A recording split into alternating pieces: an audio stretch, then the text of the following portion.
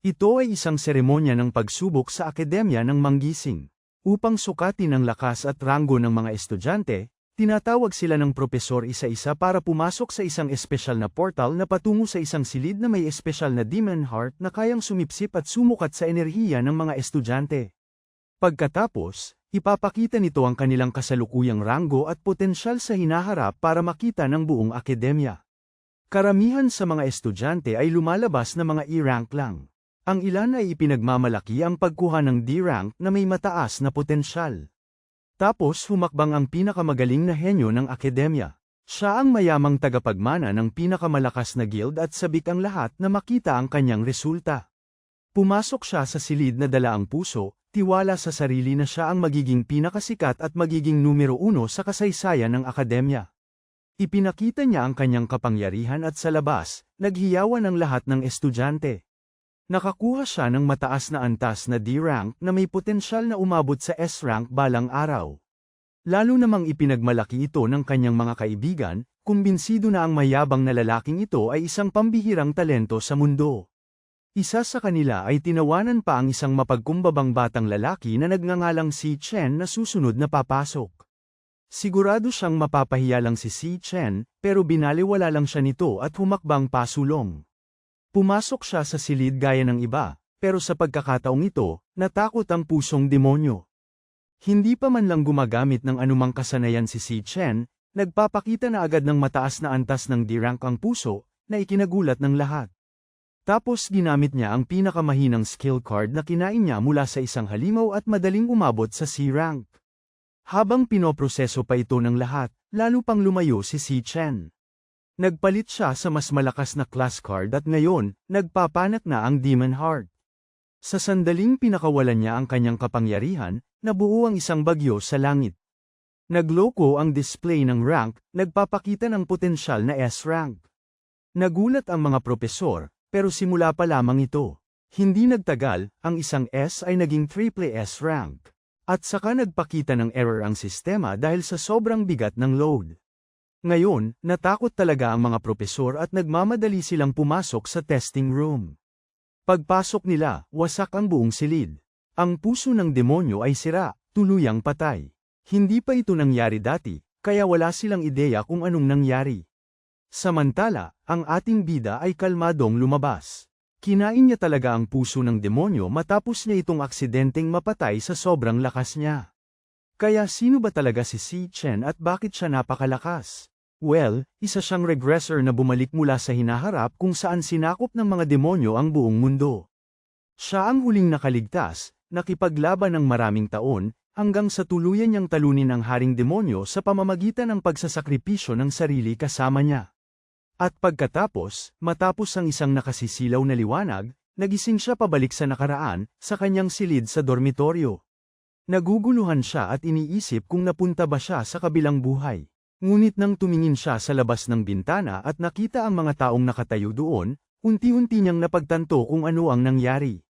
Makalipas ang ilang sandali, tuluyan na siyang natauhan na natupad ang kanyang hiling at bumalik siya sa nakaraan sa kanyang mga araw sa unibersidad mula 10 taon na ang nakalipas.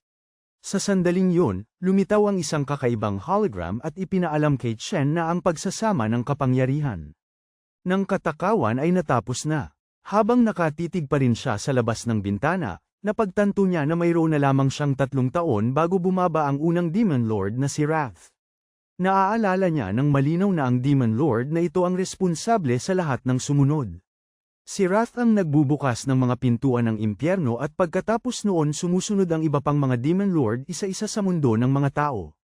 Napagpasyahan ng ating bida na kailangan niyang hanapin ang lugar kung saan lilito si Demon Lord Wrath at puksain siya bago pa man mabuksan ang mga pintuan. Nang bumalik siya sa katinoan, nagtuon ng pansin si Chen sa interface na lumulutang sa tabi niya at makita na ngayon ang kanyang mga estadistika ng malinaw. Nagtataka ang ating bida kung ito ba ay parang menu ng laro o sistema dahil wala siyang ganito sa kanyang unang buhay. Noon, umasa lang siya sa kanyang nagising na kapangyarihan, bagay na nakukuha lamang ng isa sa 10,000 katao. Ang pambansang unibersidad ng mga nagising ay nilalayo na mag-recruit ng mga potensyal na nagigising, ngunit sa kasamaang palad noong narito si Chen noon, lubusan siyang nabigo na magising. Noong panahong yun, nasanay na siyang inaapi, na siyang dahilan kung bakit nagising siya sa infirmaryo ng ganito. Sa sandaling yun, nagbukas ang sistema ng isa pang panel at ipinakita sa kanya ang isang card ng assassin na may elemento ng kidlat, na agad niyang nakilala bilang ang klaseng nakuha niya sa dati niyang buhay. Nagulat ang bata at nagtaka kung mas maaga siyang nagising sa pagkakataong ito. Mabilis siyang nagdesisyong subukan ito, ngunit bago pa niya matapos lumipat sa klase, dumating ang kanyang kasama sa kwarto at kaibigang si Malong, na isang E-rank na flower chanter. Ang kawawang lalaki ay may benda sa kanyang pisngi at dumating upang tingnan kung okay lang si Chen. Buti na lang, hindi nakikita ni Long ang mga lumulutang na panel, na nagpatunay kay Chen na siya lang ang nakakakita sa mga yon. Sinimulan siyang suriin ng mabuti ng kaibigan niya matapos mapansin na nawala na ang lahat ng mga sugat ni Chen, at nagtataka siya kung paano mas mabilis gumaling ang isang hindi pa nagigising kaysa sa isang tulad niya na gising na. Naaalala ng ating bida si Long mula sa dati niyang buhay. Ang kaparehong roommate na ito ay nagawang magising noong unibersidad, ngunit naging isa sa pinakamahinang mga nagising at miserableng pinatay noong ikatlong araw matapos ang pagbaba ng puot.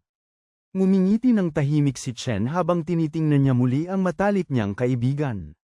Pagkatapos ay ipinapaalala ni Long sa kanya na bukas ang kanilang pagsusulit sa ranggo at kailangan nilang maghanda para dito. Nalulungkot si Long para sa kaibigan nila, iniisip na hindi pa rin ito nagigising, ngunit ipinaalala niya na sobrang importante ng pagsubok sa ranggo kung gusto niyang makapagtapos. Habang naglalakad sila sa masiglang kalsada, basta na lang nasabi ni Chen na matagal na rin simula nang makakita siya ng ganito karaming tao, na lubhang ikinatakot ng kanyang roommate. Patuloy na iniisip ni Chen na kung wala siyang gagawin sa buhay na ito, haharapin na naman nilang lahat ang parehong nakakaawang kinabukasan. Dahil doon, napagdesisyonan niyang kailangan niyang magsanay ng masigasig hanggat maaari at bilisan ang pagtaas ng kanyang antas. Gayunpaman, may isa pang problema.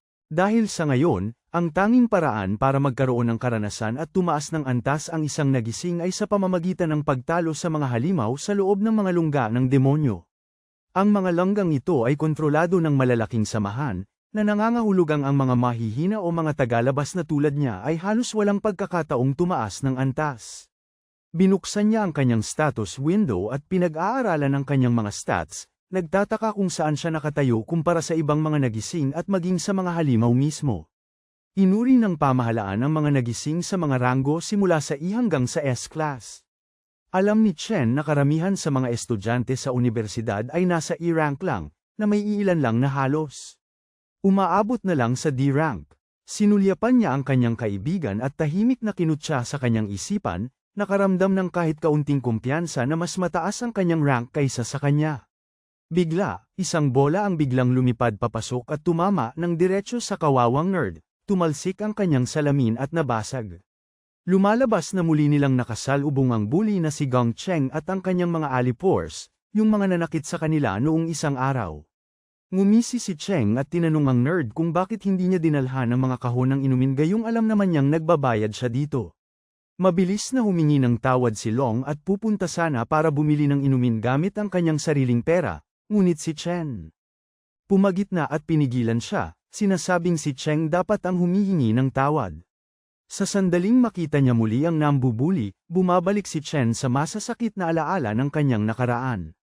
Noon sinusubukan nilang ilubog ang kanyang ulo sa lababo, at sa halip na makaramdam ng anumang pagkakasala, sinasabi nilang pinipilit lang siyang magising. Tumigil lang sila noong araw na iyon nang tuluyang mawala ng malay si Chen. Agad siyang sinuri ni Long noon, ngunit sa sandaling marinig ni Cheng na may sinabi si Chen, bumalik siya para saktan pa siya. Ngayon, sa kasalukuyan, nagdesisyon si Chen na bigyan ng leksyon ang mga nambubuli na ito. Pagkarinig kay Chen na magsalita, si Cheng at ang kanyang mga alipors ay muling nagsimulang lumapit, halatang handang patahimikin siya ng tuluyan. Tinitigan ng ating bida si Cheng, batid na ginugulo lang nito ang mahihina dahil malakas ang kanyang kapatid na presidente ng student council. Habang lumalapit ang nanggugulo, nagsimulang magtipon ng mga estudyante sa paligid nila, nakadarama na ng awa para kay Chen dahil inaasahan nilang muli siyang masasaktan. Nang makalapit si Cheng, muli niyang tinanong kung ano ang sinabi ni Chen, ngunit kalmadong inulit ni Chen na dapat siyang tigilan mula ngayon.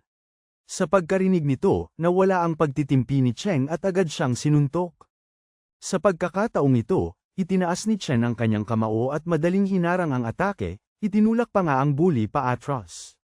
Gulat ang lahat sa paligid dahil sa pagkakaalam nila, hindi pa man lang nagigising si Chen, pero napigilan niya ang isang malakas na atake na parang wala lang. Lalo pang nagalit si Cheng at sumugod muli, habang kalmadong naghahanda si Chen at pinalitan ang kanyang klase sa Electric Assassin, asesinong de kuryente.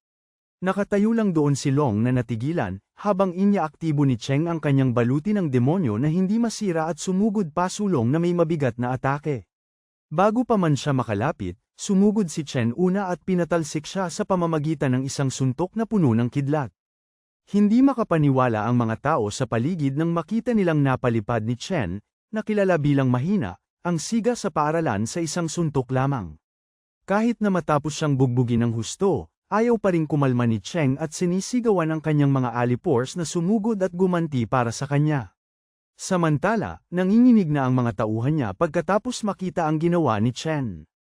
Pinilit ni Cheng na tumayo at sumugod muli sa ating bida, ngunit muli siyang natalo at napabagsak ng walang kalaban-laban.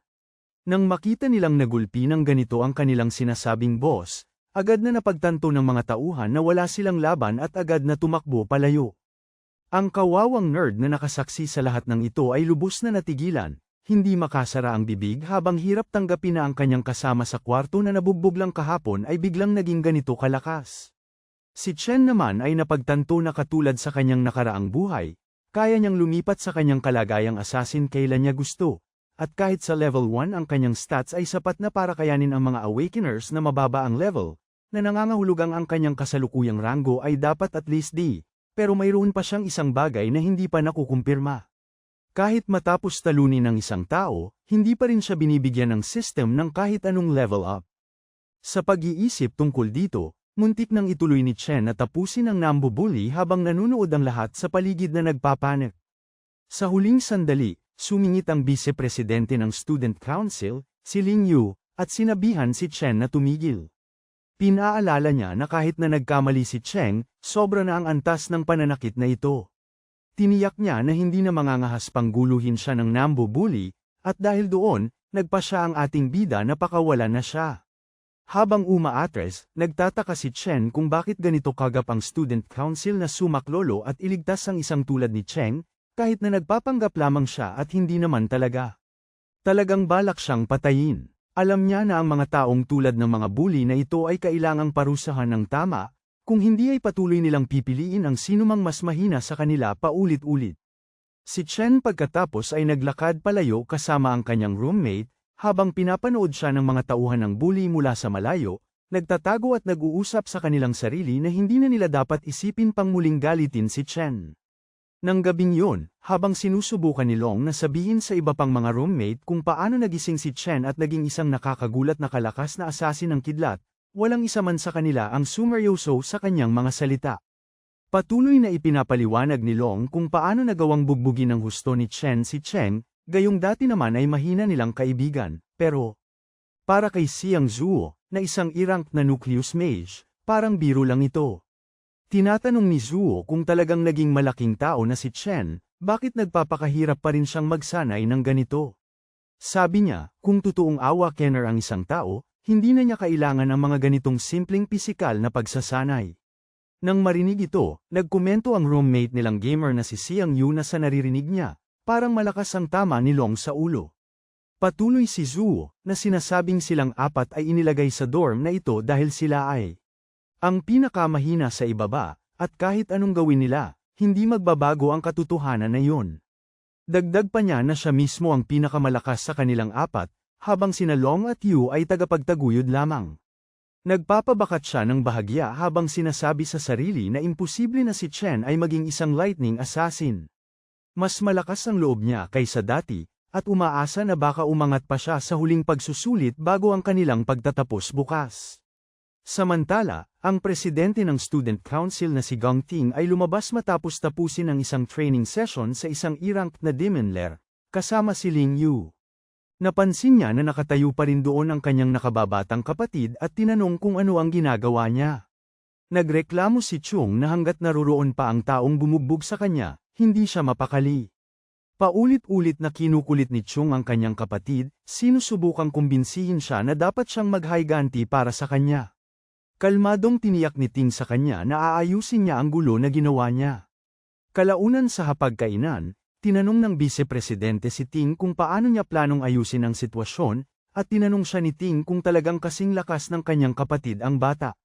Sinabi ni Ling Yu na alam na niyang wala pang 10 mag-aaral na D-rank sa. At nai-recruit na niya silang lahat sa kanyang club.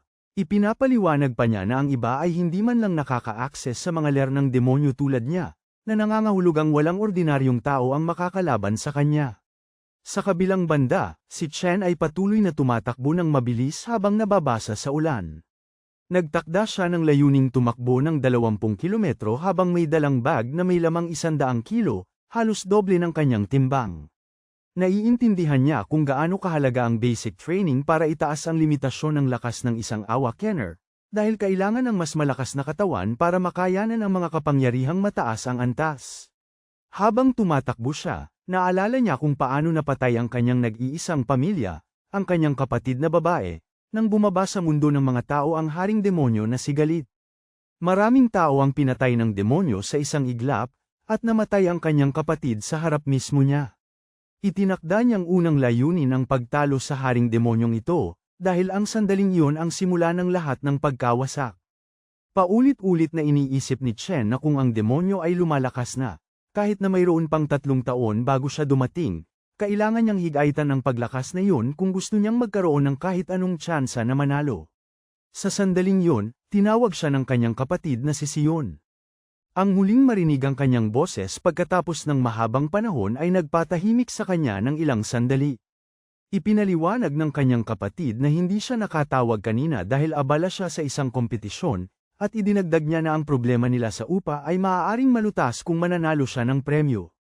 Habang patuloy siyang nagsasalita, tahimik na nakikinig at nakangiti si Chen, nakadarama ng matinding determinasyon na protektahan siya at bigyan siya ng buhay na nararapat sa kanya sa pagkakataong ito. Pagkatapos ng tawag, bumalik siya sa kanyang pagsasanay at tumakbo ng 3 ikot pa sa paligid ng unibersidad. Pagkatapos niya, dumiretso siya sa banyo para maligo, at ramdam niya na unti-unti na siyang nasasanay sa itong batang katawan na may malaking potensyal na lumago. Umupo siya at nagsimulang mag-isip tungkol sa mga lungga ng demonyo na ang mayayaman lamang ang nakakapasok. Para lumakas, alam niyang kailangan niyang talunin ang mga halimaw sa anumang paraan. Habang nag-iisip siya sa problemang ito, nakatulog siya at natagpuan ang sarili na napasok sa sistema ng kasakiman. Napadpad siya sa isang kakaibang lugar at nagsimulang magtaka kung isa lamang itong kakaibang panaginip. Samantala, sa labas, hinahanap ni Long si Chen at nagtataka kung saan ito biglang nawala. Sa loob ng kakaibang espasyong yun, nakita ni Chen ang isang malaking tore na nakatayo sa harap niya, pero bago. Upang maunawaan niya ng maayos, isang grupo ng mga mandirigmang ulap na E-rank, ang Death Hounds, ay lumitaw na parang sasalubong sa kanya. Agad na nag-alala si Chen na baka napasok siya sa isang lungga ng demonyo at mabilis na pinalitan ang kanyang klase. Nagpasya siyang harapin muna ang mga halimaw at saka naisipin ng iba pa dahil bigla na lamang silang sumulpot. Madaling pinabagsak ng bata ang mga aso na puro tahul lamang at walang kagat at kumuha ng mga gamit mula sa kanila. Mabilis siyang umakyat sa level 2 at napangiti, iniisip na baka nagkataon lang at napadpad siya sa isang lungga ng demonyo. Sa sandaling yun, lumitaw ang isang boss monster at tinalo ito ni Chen ng ganoon din kadali, tinatagaang. Parang wala lang, kaya nakakataas na naman siya ng antas. Mas mataas ang experience points na nakukuha niya mula sa boss kumpara sa mga ordinaryong kalaban na pareho ang antas na tinalo niya kanina. Pagkatapos noon, nagkaroon ng marka ang katawan ng boss na maaari itong kainin, kaya nagtataka si Chen kung ano ang ibig sabihin nito. Naalala niya ang kapangyarihan ng kasakiman na nakita niya kanina sa panel ng system at iniunat niya ang kamay niya para subukan ito. Natapos agad ang pagkain at ang halimaw ay naging isang card. Naiwan si Chen na gulat habang napagtanto niya na maaari niyang gawing mga klase na magagamit ang mga talunang halimaw. Mabilis niyang nauunawaan na ito ay katulad ng kakayahan na mayroon si Demon Lord Lanyu, at ang isiping nagtataglay siya ngayon ng kapangyarihang katulad ng sa isang Demon Lord ay nagpabahala sa kanya. Karaniwan, sa mundong ito, ang bawat isa ay ipinanganak na may iisang klase lamang, maliban sa ilan na maaaring may dalawa. Ngunit ngayon si Chen ay maaaring magkaroon ng kahit ilang klaseng gusto niya. Nagtataka siya kung ano ang ginawa niya para magkaroon ng ganitong nakakabaliw na kapangyarihan at kung ano talaga ang demonyong Toring nakatayo sa harap niya. Habang nagtitipon-tipon ang lahat ng tanong na ito sa kanyang isipan, isang malakas na pakiramdam ang dumating sa kanya at isang demonyo ang lumitaw na may hawak na 2 S-rank na mga espada sa kanyang mga kamay. Malinaw na S-rank ang demonyo, na nangangahulugang walang tunay na pag-asa si Chen na talunin ito. Alam ni Chen na labis siyang nahihigitan, ngunit nagtawag pa rin siya ng espada ng kidlat para lumaban bilang isang sugal para iligtas ang kanyang buhay. Isa pang kakaiba ay tila kilala pa nga ng demonyong nakatayo sa harapan niya ang kanyang pangalan.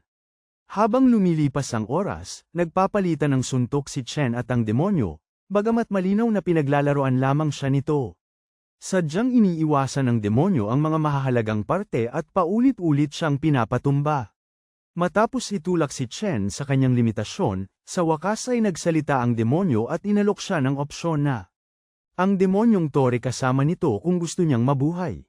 Nang patuloy pa ring tumanggi si Chen, marahas na hiniwan ng demonyo ang kanyang braso.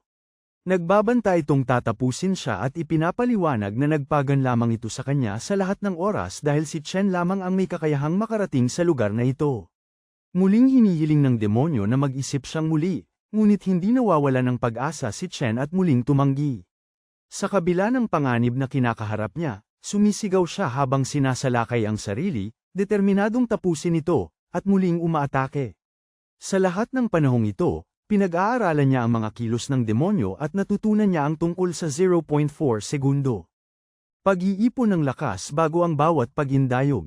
Alam niya na magagamit niya ang maliit na bintana ng oras na yun upang maingat na obserbahan ang anggulo ng pulso ng halimaw at umiwas sa atake sa tamang panahon.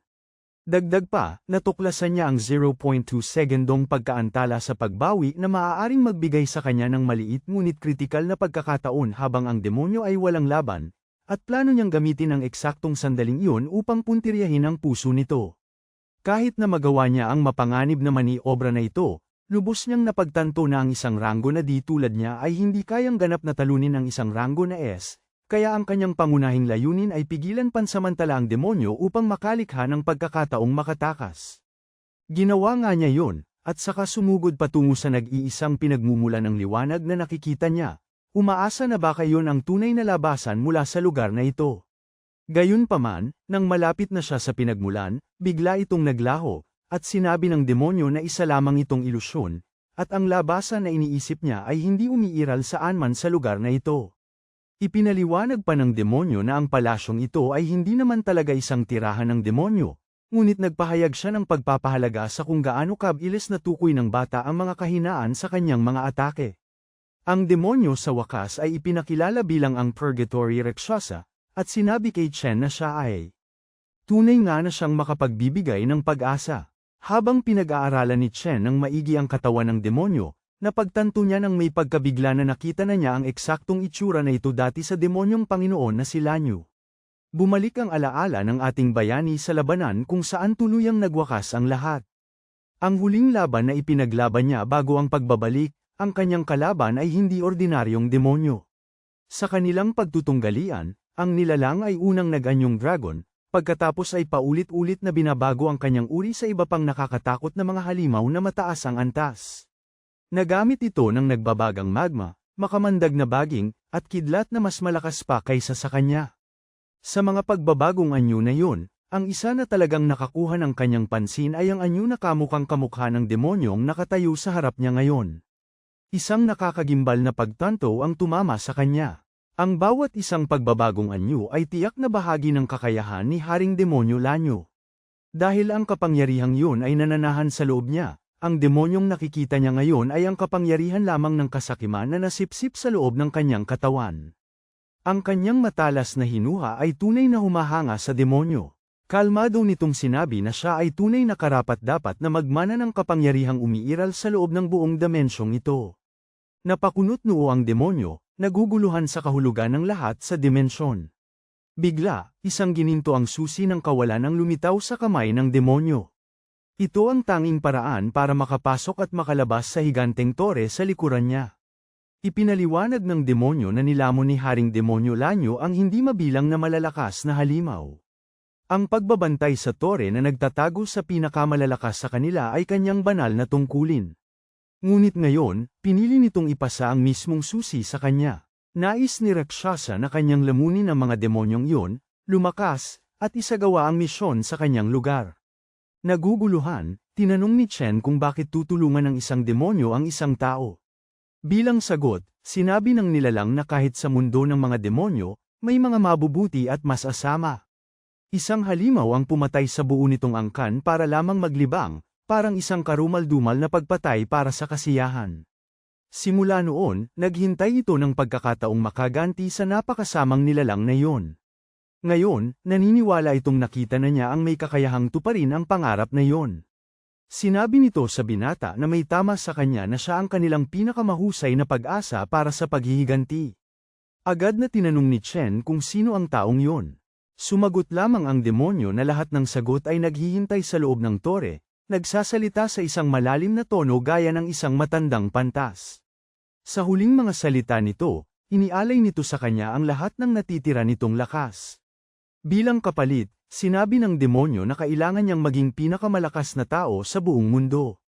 Hindi magiging madali ang pagdaig sa bawat isa sa mga mababangis na hayop na nagkukubli sa loob ng tore. Kahit paano, ang bawat isa sa mga tusong nilalang na iyon ay magiging malaking pagsubok pa rin para sa kanya.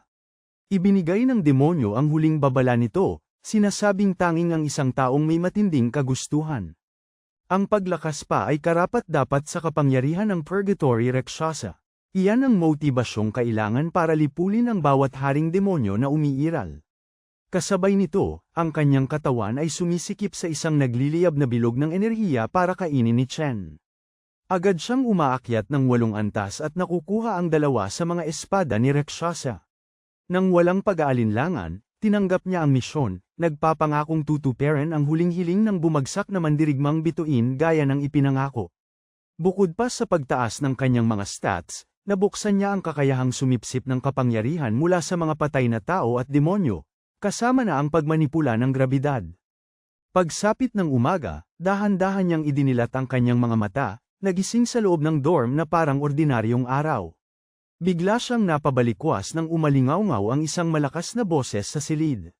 Naghahanda na ang kanyang mga kasama sa kwarto at sinabi sa kanya na kumilos na rin kung gusto niyang umabot sa paaralan sa oras.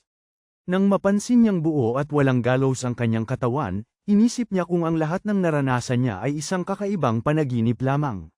Gayunpaman, kinumpirma ng kanyang mga bagong estadistika na hindi yun ang kaso. Lahat ng nasaksihan niya ay totoo. Matapos lumundag mula level 2 patungong level 10 sa magdamag, hindi niya maiwasang magtaka kung anong ranggo na siya ngayon. Sa sandaling yun, sinimulan siyang tuksuhin ng kanyang kasama sa kwarto. Inungkat nito kung paano siya walang hiyang pinuri ng isang tao noong nakaraang gabi, at sinasabing napakagaling at sobrang lakas niya raw. Palihim na sumilip si Malong mula sa kabilang dako ng kwarto, nagkukunwaring walang kinalaman dito. Sa anumang paraan, hinahamon siya ng kanyang kasama sa kwarto na patunayan ito sa pagsusulit sa pagraranggo. Iyon ang magpapasya kung sino ang sapat na malakas para manatili ang titulo ng hari ng dormitoryo. Habang papunta sa eskwela, buong pagmamalaking ipinapaliwanag ng nagproklama sa sarili na hari ng dormitoryo sa kanyang sinasabing mga nasasakupan na ang bawat ranggo ay nahahati sa 3 magkakahiwalay na antas. Kahit na lahat sila ay technically i-rank na mga ordinaryong tao, at least mas mataas siya kaysa sa ibang mga kapwa i-rank na talunan bilang isang proud na mid-i-ranker. Nagmamayabang siya na parabang mas mataas siya dahil ang agwat daw sa bawat tier ay napakalaki.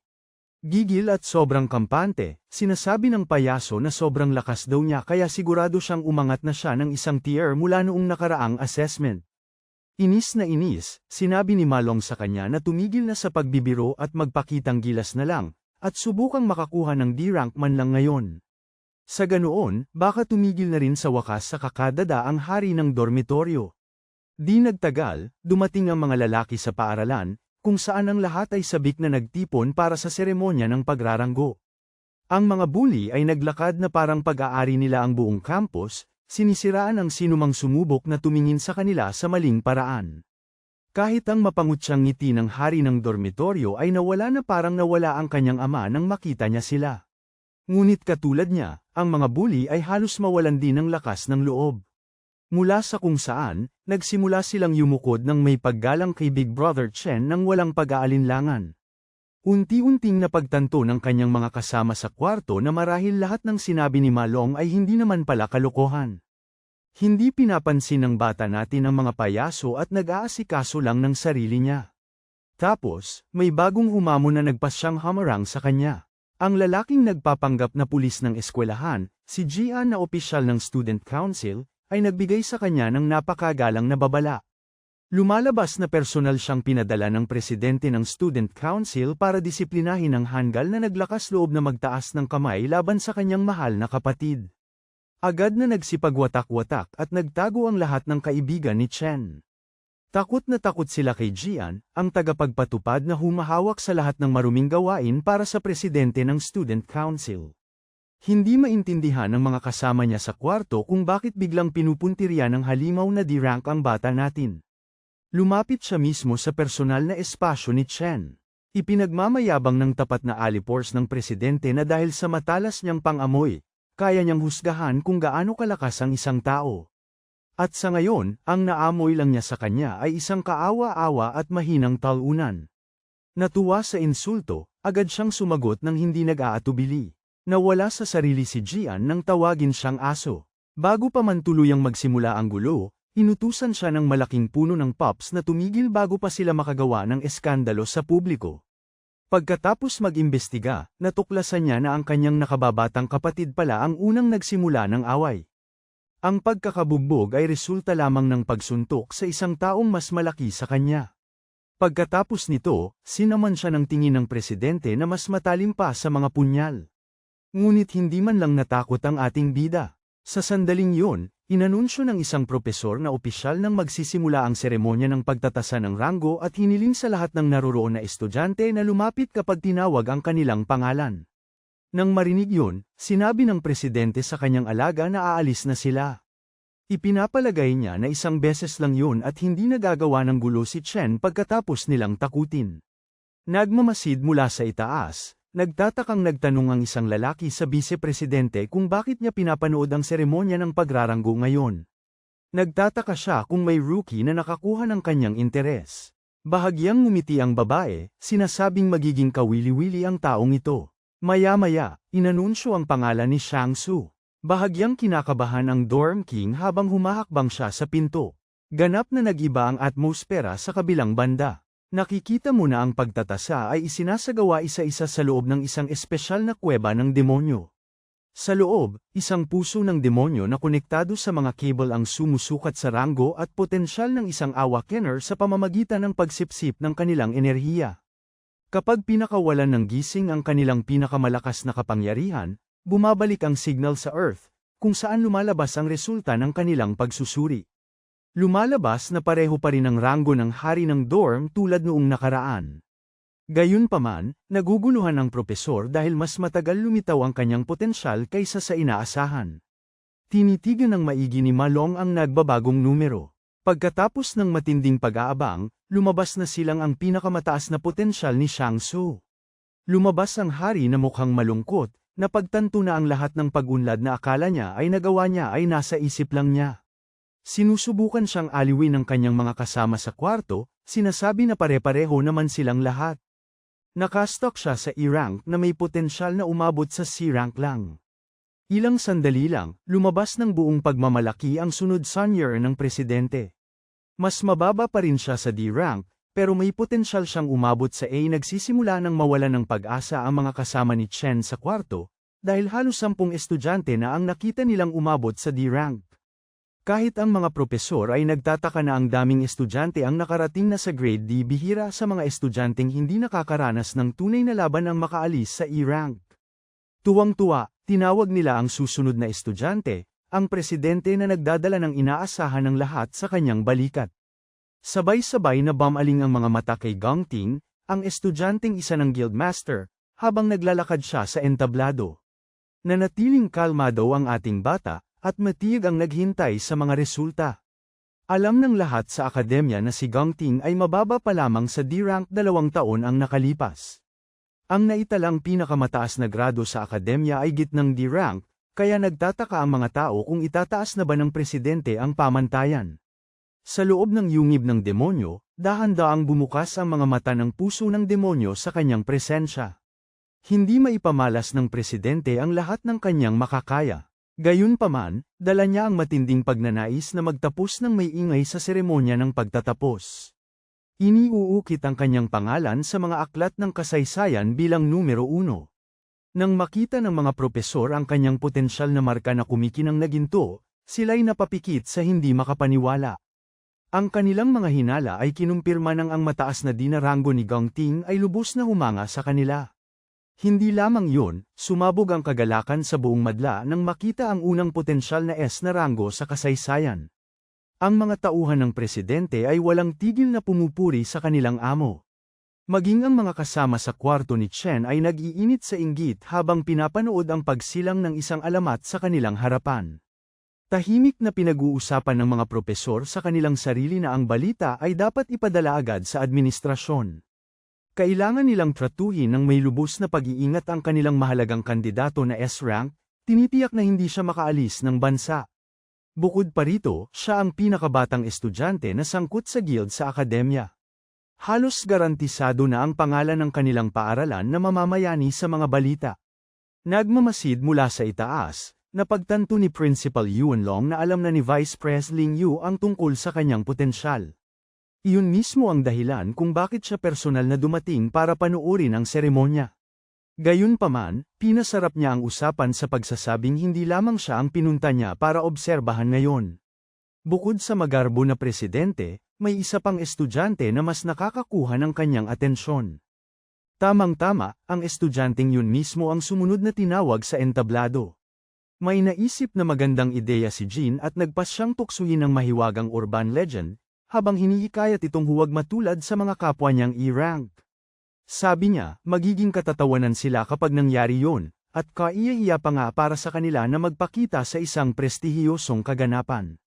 Sinusuportahan ni Long ang kanyang kaibigan at buong tapang na sinasabing magtataka ang lahat sa kanyang ipapakita. Nakatingin ang lahat sa labis na pananabik habang sa wakas ay pumapasok si Chen sa yungib ng demonyo. Agad na nararamdaman ng pusong demonyo ang matinding presyon habang papalapit si Chen, at naalala ng ating bida na ang pinakamagandang paraan para sa isang awakener na makasiguro ng magandang kinabukasan ay ang sumali sa isang mataas na uring guild. Alam niya na ang tanging daan patungo roon ay sa pamamagitan ng mahusay na pagganap sa pagsusulit ng pakikipaglaban sa pagtatapos, kung saan kailangan pumili ang mga kandidato ng mga miyembro na gusto nila para bumuo ng isang grupo ng 10 tao. Ang grupong makakakuha ng unang pwesto ay direktang mare-recruit sa pinakamataas na Imperial Guild ng bansa, kaya malinaw sa lahat ng nanunood ang layunin ng pagsubok na ito. Sinimulan ni Chen ang pangangalap at ipinakilala ang isa pang mababang antas na D-rank sa kanyang boss, habang buong pagmamalaki niyang sinasabi na kumpleto na ang kanilang grupo.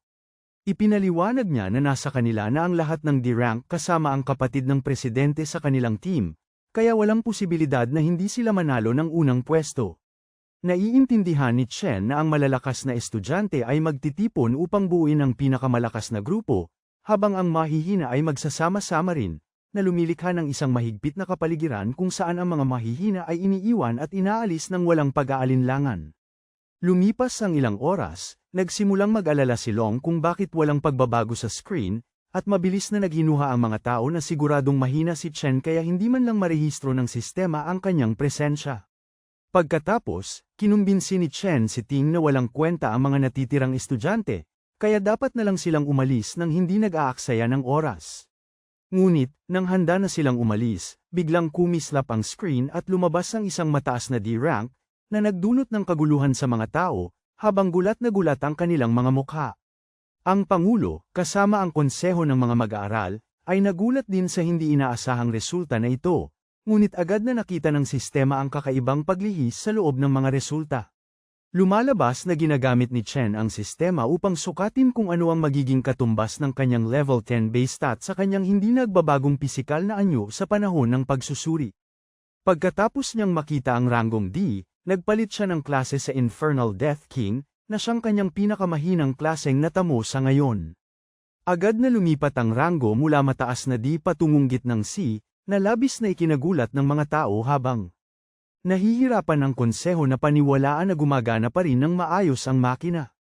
Kahit ang mga siyentipiko ay nagsisimulang magduda sa sitwasyon habang iniisip nila kung bakit patuloy na nagbabago ang mga resulta, at di kalaunan ay nagsisimula silang maghinala na baka talagang sira na ang makina at hindi na maayos.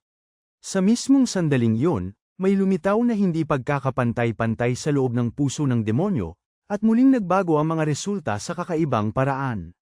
Napansin ito ni Chen at nagpas siyang lumipat sa mas malakas na klase, kaya naging purgatorio rakshasa siya.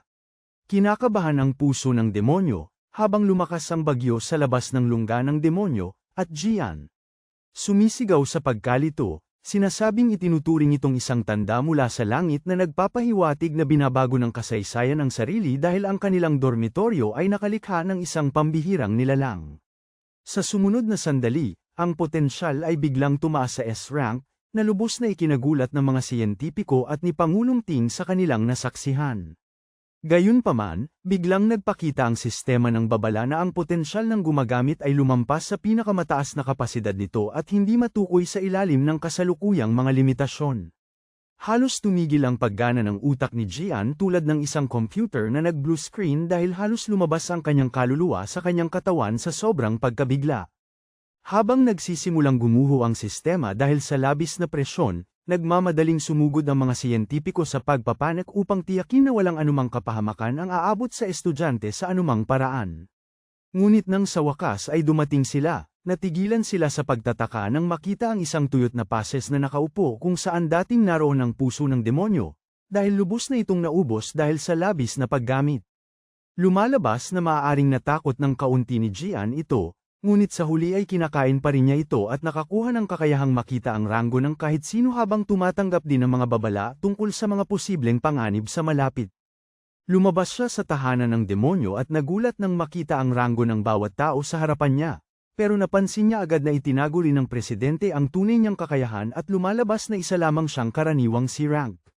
Lumabas ang mga siyentipiko sa hindi komportableng paraan at ipinaalam sa lahat na nagkaroon ng problema ang puso ng demonyo dahil sa sobrang pagod, kaya kailangan nilang itigil muna ang pagsubok. Itinuring nilang posibleng pagkakamali ang stats ni Jian at inanunsyo na ipapadala ang buong report sa nakatataas para suriin. Ang mga natitirang estudyante ay tumanggap ng mga tagubilin na bumalik sa susunod na araw para sa kanilang pagsusuri, dahil may bagong kagamitan na isasaayos para sa pagsubok sa panahong iyon nang walang karagdagang problema. Sa pagbalik, sinimulan ng mga kasama ni Chen sa kwarto na purihin siya at ituring siyang napakagaling pagkatapos ng ginawa niya sa harap ng lahat. Halatang hindi makayanan ni Jin ang inggit at tinawag si Jian na manloloko habang hinihingi niya ang kabayaran sa pagsira ng makina at pag-aaksaya ng oras ng konseho na parang talunan. Nang malapit nang mawala ng pasensya si Chen at handa na siyang sagutin ng lalaki, pumagitna si Ting at pinagsabihan agad si Jian. Nagbabala ang presidente sa kanya na huwag bastyusan ang kanilang kakampi, na ikinagulat ni Jian, at pagkatapos ay inilahad ni Ting ang kanyang kamay habang inaanyayahan niya ang bagong silang na powerhouse na sumali sa kanyang koponan. Habang nagagawa niya ito, buong tiwala niyang ipinangako na magkasama, makakamit nila ang pinakamataas na marka sa kasaysayan ng walang duda. Nagsimula nang magpanik si Jin sa likod dahil alam niyang may kailangang alisin sa koponan para bigyang puwang si Chen at tiyak na magdudulot ng gulo ang sitwasyong ito sa magkapatid. Ayon sa kanya, ang pagsali sa koponan ni Ting ay halos garantisadong magtatapos sa unang pwesto ng walang pag-aalinlangan. Kaya nagsisimula siyang magtanong kung ano ang espesyal kay Chen gayong ang ibang tao ay hindi man lang makapagbigay ng suhol para mapasama sa line-up na ito sa kabila ng lahat ng pagsisikap nila. Pinipilit niyang lunukin ang kanyang pride at atubiling tinatanggap si Chen sa team habang ipinapatong niya ang kanyang kamay sa balikat ng hero nang may halatang pag-aalinlangan. Agad na tinapat ni Chen ang kamay niya at mariing sinabi na wala siyang kahit anong interes na sumali sa kanila. Sa tugon na ito, nagpawis ng malamig si Jian habang pinapanood lang ni Ting ang buong palitan ng mga salita nang walang reaksyon.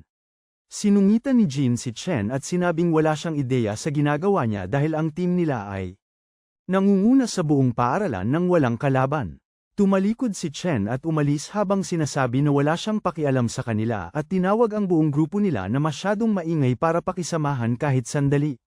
Sinabi niya na huwag na siyang gambalain pa at nagsimulang kumulo sa galit at paghamak si Jian pagkatapos ng nakakahiyang pagtanggi.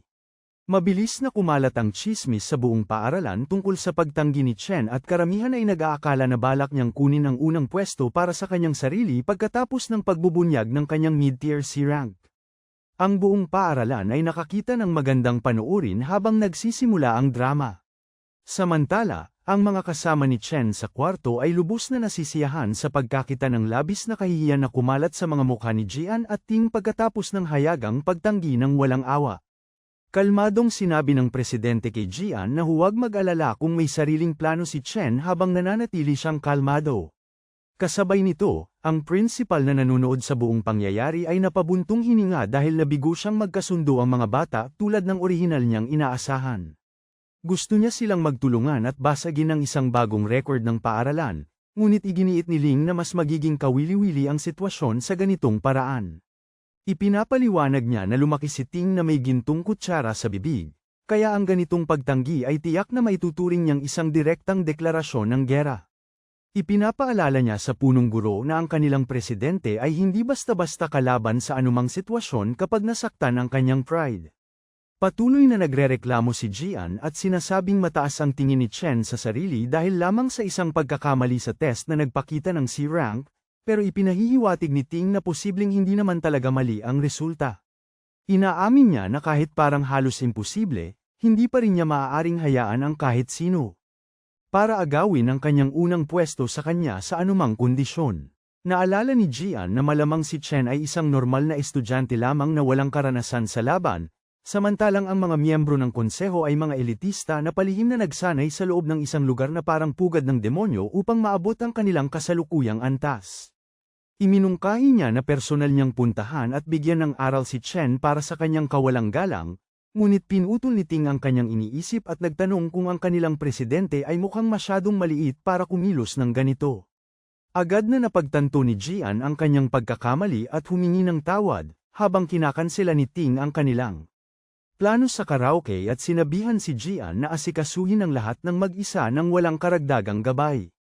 Idinagdag niya sa malamig na tono na kahit anuman ang piliin ni Jian na gawin ay wala siyang kinalaman, at agad na unawaan ni Jian ang mensahe ng hindi na kailangan ng karagdagang paliwanag.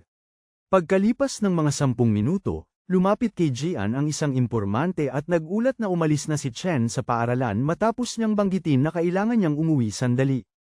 Ipinaliwanag din niya na lumabas si Chen nang hindi man lang huminto para kumain, na lalong nagpapadali sa sitwasyon. Itinuring ito ni Jian bilang isang himala at nagsimulang makaramdam ng pananabik sa pagkakataong harapin sa kanya nang walang awa sa di pamilyar na lugar kung saan walang makakasagabal. Habang tumatawid ng kalsada si Chen, naalala niya na sa dati niyang buhay, isang pick guild ay minsan ang humarap sa isang sakuna habang sinusubukan nilang masakop ang isang kuweba ng demonyo sa loob ng teritoryo ng Street He Country. Sa loob ng kuweba na yun, nakatagpo sila ng isang halimaw na hindi pa nakikita na kilala bilang Wrath, na humantong sa agarang pagkalipol ng buong pick team nang walang anumang paglaban. Pagkatapos ay nakatakas ang halimaw sa mundo ng mga tao at nagdulot ng malaking pagkawasak sa lahat ng dako, at bagamat nananatiling hindi kumpleto ang alaala na iyon, nananatiling determinado si Chen at bumubuo ng plano upang hanapin ang parehong pugad ng demonyo sa buhay na ito. Para simulan ang planong ito, kailangan ni Chen ng malaking halaga ng pera, kaya't nagtungo siya sa Mythal Monster Exchange Center nang walang pag-aalinlangan. Naaalala niya na ang exchange center na ito sa ilalim ng Mythal Guild ay kalaunan magiging pinakamalaking sentro ng kalakalan ng materyales sa buong bansa sa hinaharap. Sa mundong ito, ang lakas ng isang Awakener ay hinuhusgahan batay sa kalidad ng kagamitan at armas na mayroon sila, at ang exchange ay nagsisilbing mahalagang ugnayan para sa pagbili at pagbebenta ng mga bagay na ito. Gayunpaman, para kay Chen, ang lugar na ito ay nagsisilbing mabilis at madaling paraan para kumita ng pera. Sa ngayon bago siya magpatuloy sa mas malalaki niyang layunin. Kaya pumasok siya ng diretso at nagpakita ng ilang pangil sa broker, na sinuri ang mga ito ng may matinding pag-uusisa at malinaw na pagdududa. Tinanong niya kung paano nakuha ng isang estudyante na tulad niya ang gayong bagay, kaya kalmadong ipinaliwanag ni Chen na nahulog ito mula sa isang halimaw na tinalo niya kanina. Nagulat ang broker at sinabing hindi pa siya nakakita ng ganoong bagay, ngunit sumingit ang kanyang assistant at ipinaliwanag na ang mga pangil ay galing sa mga halimaw na E-class na tinatawag na Beast Sangsin. Naalala niya na nabanggit sa mga talaan na ang mga pangil na ito ay maaaring gamitin sa paggawa ng isang E-grade na setro na may elementong ulap, o maaaring durugin ng mga ito para gawing pulbos para sa iba't ibang gamit. Pinutol siya ng mayabang na broker at ibinagsak pabalik ang pangil sa mesa habang sinasabing ang isang E-grade na bagay ay may napakalimitadong halaga.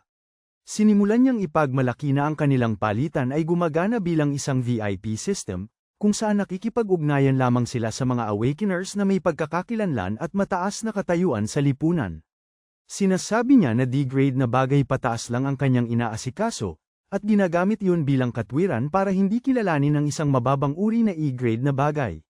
Sa kanyang isipan, nagrereklamo siya tungkol sa kakulangan ng mga customer na may mataas na grado kamakailan, at walang nakikitang benepisyo. Sa pakikitungo sa isang mababang antas, dahil hindi ito makakatulong sa kanyang pagkakataong ma-promote. Tinatawag niyang abala ang buong sitwasyon, at ipinapasa ang responsibilidad sa kanyang assistant na si Lee nang walang pag-aalinlangan habang siya'y tumatabi. Magalang na inabutan ni Lee si Chen ng sobra ng pera at tinanong kung kailangan niya ng tulong sa anumang bagay maliban sa transaksyong ito. Sinuri ni Chen ang halagang 18,000 at napagpasyahang masasagot nito ang kanyang problema sa upa sa ngayon nang hindi gaanong nakaka-stress. Pagkatapos ay inilabas niya ang nagniningning na malaking espada na nakuha niya mula sa Purgatory Rakshasa, na agad na nakuha ang buong atensyon niya. Bagamat wala pa siyang nakitang ganito dati, tinataya niya na ito ay nasa B-grade man lamang, o maaaring A-grade sa pinakamagaling. Bumalik ang broker na nakataas ang kilay at sinabing imposible ang kanyang sinabi dahil ang mga A-grade na item ay karaniwang nagkakahalaga ng 1,000,000. Ikinatwiran niya na matagal na siyang nagtatrabaho doon at wala pa siyang nasaksihan na kahit malapit sa A-grade na item. Sa sandaling yun, dumating ang may-ari ng tindahan at kalmadong sinabi na ang item na ipinakita ay hindi A-grade o B-grade man lang. Pinuri ng broker ang matalas na pagpapasya ng kanyang amo at sinabing alam na niyang hindi kailanman magkakaroon ng isang simpleng estudyante ng isang bagay na may mataas na halaga tulad niyon. Gayunpaman, ipinaliwanag ng may-ari na malinaw na nagmula ang sandata sa mga lupain ng purgatorio at inihayag na ito ay isang S-grade item. Halos magulat ng husto ang broker at ang assistant matapos marinig ang nakakagulat na revelasyon na iyon at napatigagal sila sa hindi makapaniwalang ekspresyon. Agad na hinawakan ng may-ari ang mga kamay ni Chen at buong galang na tinanggap siya bilang isang kagalang-galang na panauhin. Pagkatapos ay inanyayahan niya si Chen na sumunod sa kanya papunta sa VIP room at hinikayat siyang humiling ng kahit ano. Gusto niya ng walang pag-aalinlangan. Samantala, nakakaramdam ng kasiyahan si Chen dahil sa wakas ay nakita na niya na nagpakilala ang may-ari, si Qingji, gaya ng inaasahan niya. Pagkatapos magkaayos sa VIP room, tinanong siya ng boss ng guild kung magkano niya gustong ipagbili ang sandata. Agad na sumagot ang ating bida ng 1,000,000 na ikinagulat ng berdeng buhok na lalaki. Sinabi ng boss sa kanya na maaari itong umabot ng hindi bababa sa 10,000,000 dahil sobrang halaga nito. Gayunpaman, sinabi ni Chen sa kanya na gusto lamang niyang gamitin ang Great Sword bilang panagot para sa $1,000,000 na pautang sa loob ng isang buwan. Mas lalong nagulat ang lalaki nang mapagtanto niyang napakatalino ng ating binata at nagtataka kung sino ba talaga siya. Nagpatuloy si Chen, sinasabing babayaran niya ang prinsipal sa loob ng 30 araw at ang dagdag na interes sa susunod na buwan. Bago sumagot, sinabi ng pinuno ng guild sa dalaga na lumabas muna upang mapag-usapan ng mga nakatatanda ang negosyo. Nang matiyak na walang nakikinig, sinabi ng lalaki na alam niyang si Chen ay mula sa National Awakener University na malapit nang magtapos ang mga nakakatanda. Ipinagpatuloy niya, sinasabing alam niya na ang pagsusulit sa pagtatapos ay magaganap sa loob ng 30 araw at ang gantimpala ay 1,000,000. Tinanong agad ng lalaki ang ating bida kung sigurado ba siyang papasa siya sa pagsusulit na yon. Pagkatapos, lumabas ang pagka-Sherlock Holmes ng pinuno ng guild at napagtanto niyang kailangan ni Chen ng pera at hindi siya pupunta rito maliban kung ito na ang huling pagpipilian niya. Sa huli, ipinahayag niya na ipapahiram niya agad sa kanya ang 1.5 milyon nang walang anumang interes. Inilahad ang kanyang kamay, ngumiti siya at sinabi na ito ang magiging simula ng isang magandang pagkakaibigan. Naiwan si Chen na hindi makapagsalita sa ipinakita at tiniyak pa ng lalaki na walang kahit isang salita ang lalabas mula sa silid na ito. Ang hinihiling lang niya kapalit, ay pumunta ang bata natin sa guild na ito tuwing gusto niyang ipagpalit ang iba pang bagay. Naisip ni Chen na madali namang nalaman ng lalaking ito ang lahat pero hindi pa rin siya sinubukang lokohin. Naiintindihan na niya ngayon kung bakit sumikat ang boss ng guild sa hinaharap. Kinamayan naman siya ng bata natin habang iniisip na kailangan niya ng malalakas na kakampi kung gusto niyang talunin ang Demon Lord. Ilang sandali lang, tapos na ang kontrata at agad na naipadala ang pera sa account niya. Tinanong pa ng boss ng guild kung kailangan niyang humiram ng sandata para sa tournament dahil ibinigay niya lang ang kanya. Kahit wala siyang gamit na S-rank, marami pa rin siyang dekalidad na A-rank na kagamitan na mapagpipilian. Sinabi ni Chen sa kanya na huwag mag-alala, pagkatapos ay basta na lang tinawag ang isa pang malaking espada na nakuha niya kanina, na lubos na nagpahanga sa mga miyembro ng guild. Pagkatapos nito, umalis na ang ating bida habang agad na itinaas ng boss ng guild ang babaeng kulay rosas ang buhok bilang supervisor dahil sa pagkuha ng isang mataas na antas na kliyente. Bago umalis si Chen, napagtanto niyang may nakalimutan siyang bilhin at bumalik sa counter. Ilang oras ang lumipas, nakatayo na siya ngayon sa harap ng isang hintuan ng bus. Naalala niya na sa dati niyang buhay, hirap na hirap siyang umangat at itinuring siyang walang kwenta. Walang tigil siyang nagtrabaho para lang may makain, at ang magkapatid ay halos namumuhay sa hirap para makaraos sa bawat buwan. Nakapasa si Ewan sa pangarap niyang unibersidad noon, pero isinuko niya ito at sinabi sa sarili na masyadong malayo ang campus sa kanyang mahal na kapatid. Pero sa totoo lang, natatakot siyang dagdagan ang pinansyal na pasanin nito. Pagbalik sa kasalukuyan, nagtataka siya kung bakit wala pa siya at nagsimulang maghanap sa paligid. Maya-maya, may tumawag sa kanya, sinasabing ang tanga niya dahil naghahanap siya malapit sa pasukan. Sa halip na labasan, hila-hila ang kanyang malaking malita, sinabi niya sa kanya na broke na naman sila dahil kinain ng upa ang lahat. Gayunpaman, nakatayo lang doon ang ating lalaki sa matinding gulat dahil 7 taon na ang nakalipas simula nang huli niya itong makita. Sinabi niya sa kanyang tulungan siya sa mga gamit niya. Dahil walang sagot, ikinaway niya ang kanyang kamay sa harapan nito, sinusubukang gisingin siya. Sa sandaling yun, biglang sumugod si Chen at mahigpit siyang niyakap, kaya nabigla siya. Pagkatapos ng ilang sandaling hindi komportable, ginamit niya ang kanyang pagtusok para makaalis sa yakap nito habang pinapangaralan niya ito dahil halos hindi na siya makahinga. Sinasabi niya sa kanya na parang kainahinala ang mga kinikilos niya nitong mga nakaraan at nagtataka kung binasted na siya ng crush niya, pero binabaliwala lang niya ito.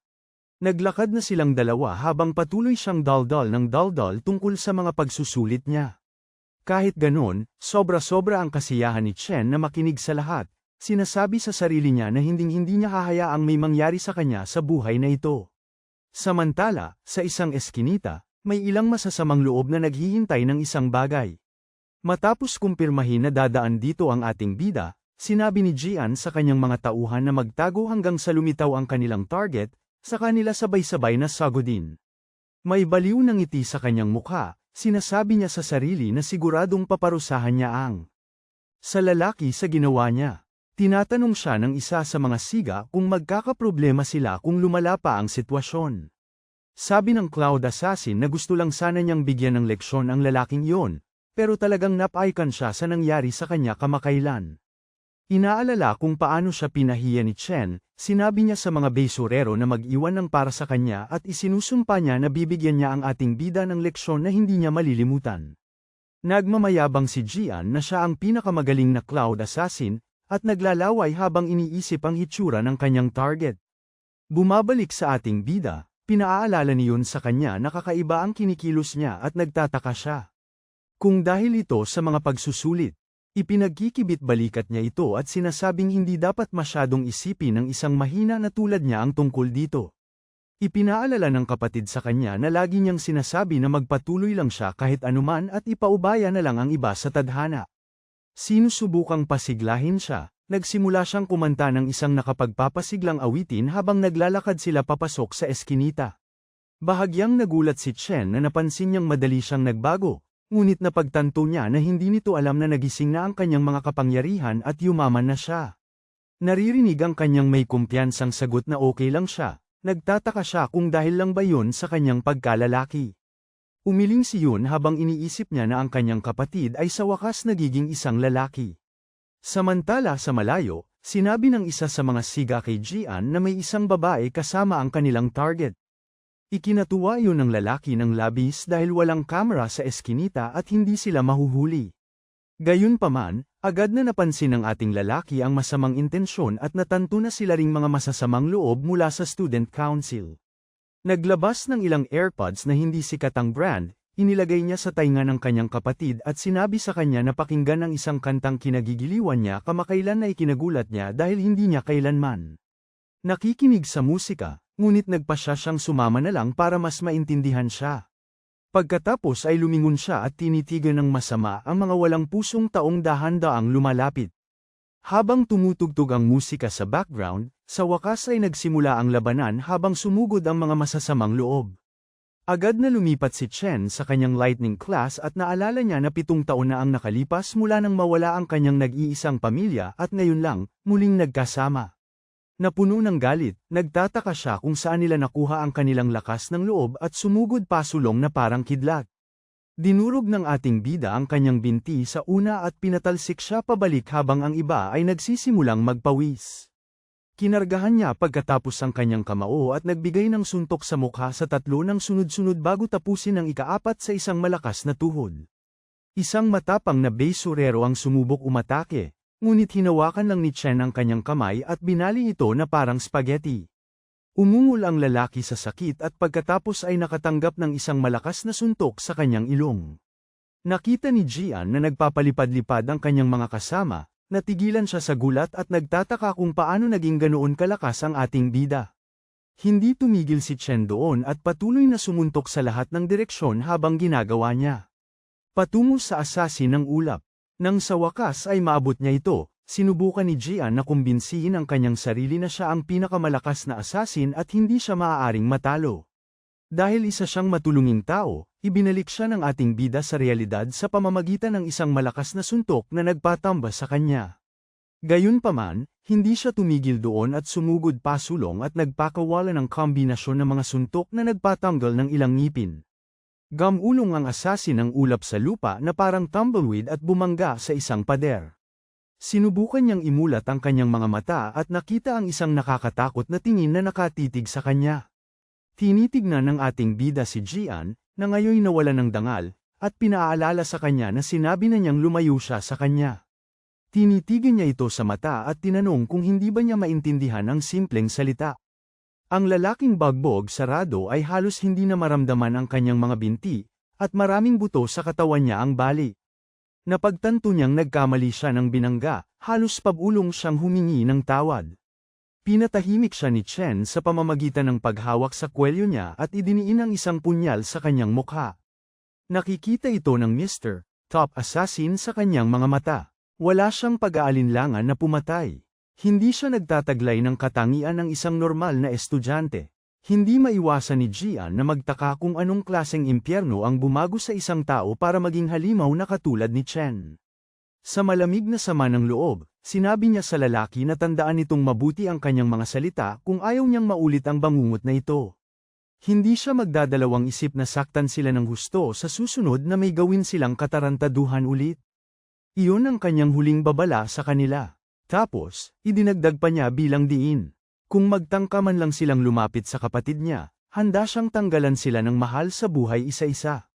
Pagkatapos, binitawan niya ang punyal at bumalik sa tabi ni Yuni bago pa man matapos ang kanta. Sa pagtatapos nito, nalulula sa damdamin ang kanyang kapatid. Naantig siya hanggang sa pagluha dahil sa malungkot at masakit na nakakalungkot na liriko. Umiyak siya, naguguluhan kung ano ang pinagdaanan ng kanyang kapatid na labis na nagpabago sa kanya sa paglipas ng mga taon. Naisip pa niya kung ang suporta niya noon ay hindi sapat.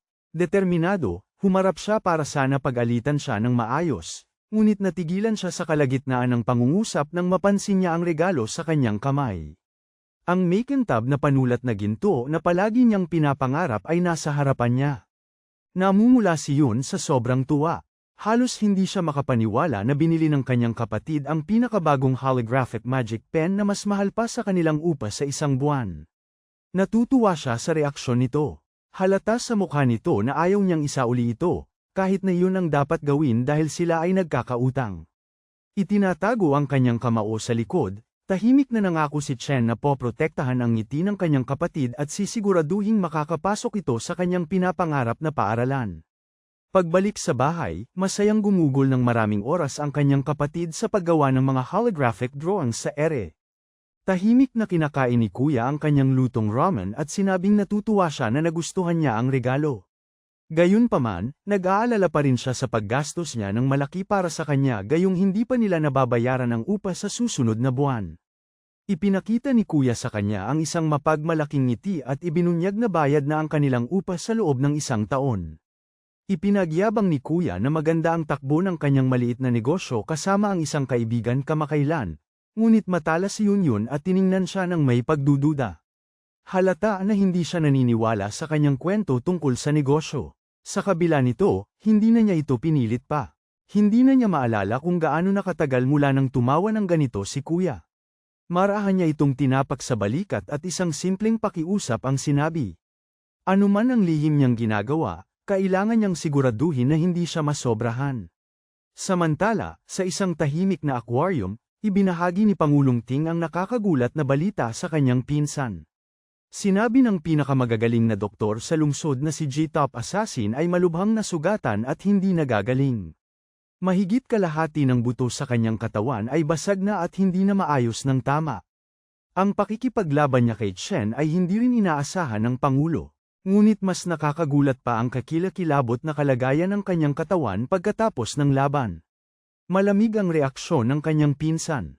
Nadismaya lamang siya na mas kaunti na ang bilang ng malalakas na nagtapos na estudyante na sasali sa kanyang grupo. Ngunit walang awa rin ang presidente, sumagot siya na mas gagaling pa nga siya nang walang pasa ni na NPC na yun na pumipigil sa kanya.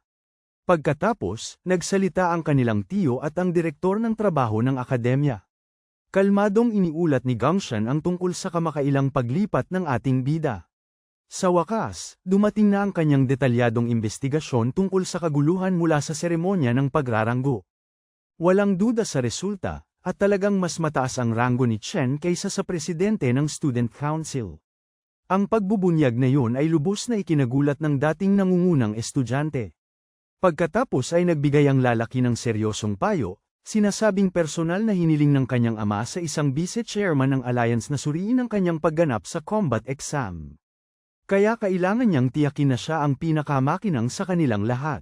Kung sakaling hindi niya ito magawa, ang direktor ay nagmungkahi ng alternatibong solusyon. Tutulungan ng babaeng berde ang buhok na paboritong pamangkin ng kanyang tiyo ang kanyang team upang masiguro ang unang pwesto sa kabuuan. Pero mariing tinanggihan agad ng presidente ng konseho ang alok ng walang pag-aalinlangan. Sabi niya, hindi pa raw niya ipinakita ang tunay niyang lakas noong pagtatasa. Sobrang tiwala si Presidente Ting sa kanyang nakahihigit na kakayahan at sinisiguro sa kanila na kaya niyang dominahin ang buong akademya ng mag-isa. Balik sa dormitoryo ng akademya, naghihilamos ang ating bida pagkatapos tumakbo ng 100 milya na may mga pabigat sa kanyang backpack. Talagang nakatuon lang siya sa isang layunin, at iyon ay ang manalo ng $1,000,000 na premyo sa paparating na pagsusulit sa pagtatapos. Ito ang kanyang tanging pagkakataon para matupad ang kanyang kasunduan kay Qingji ng Mithril Guild at pagbuo ng isang relasyon sa kalakalan na kapaki-pakinabang sa magkabilang panig.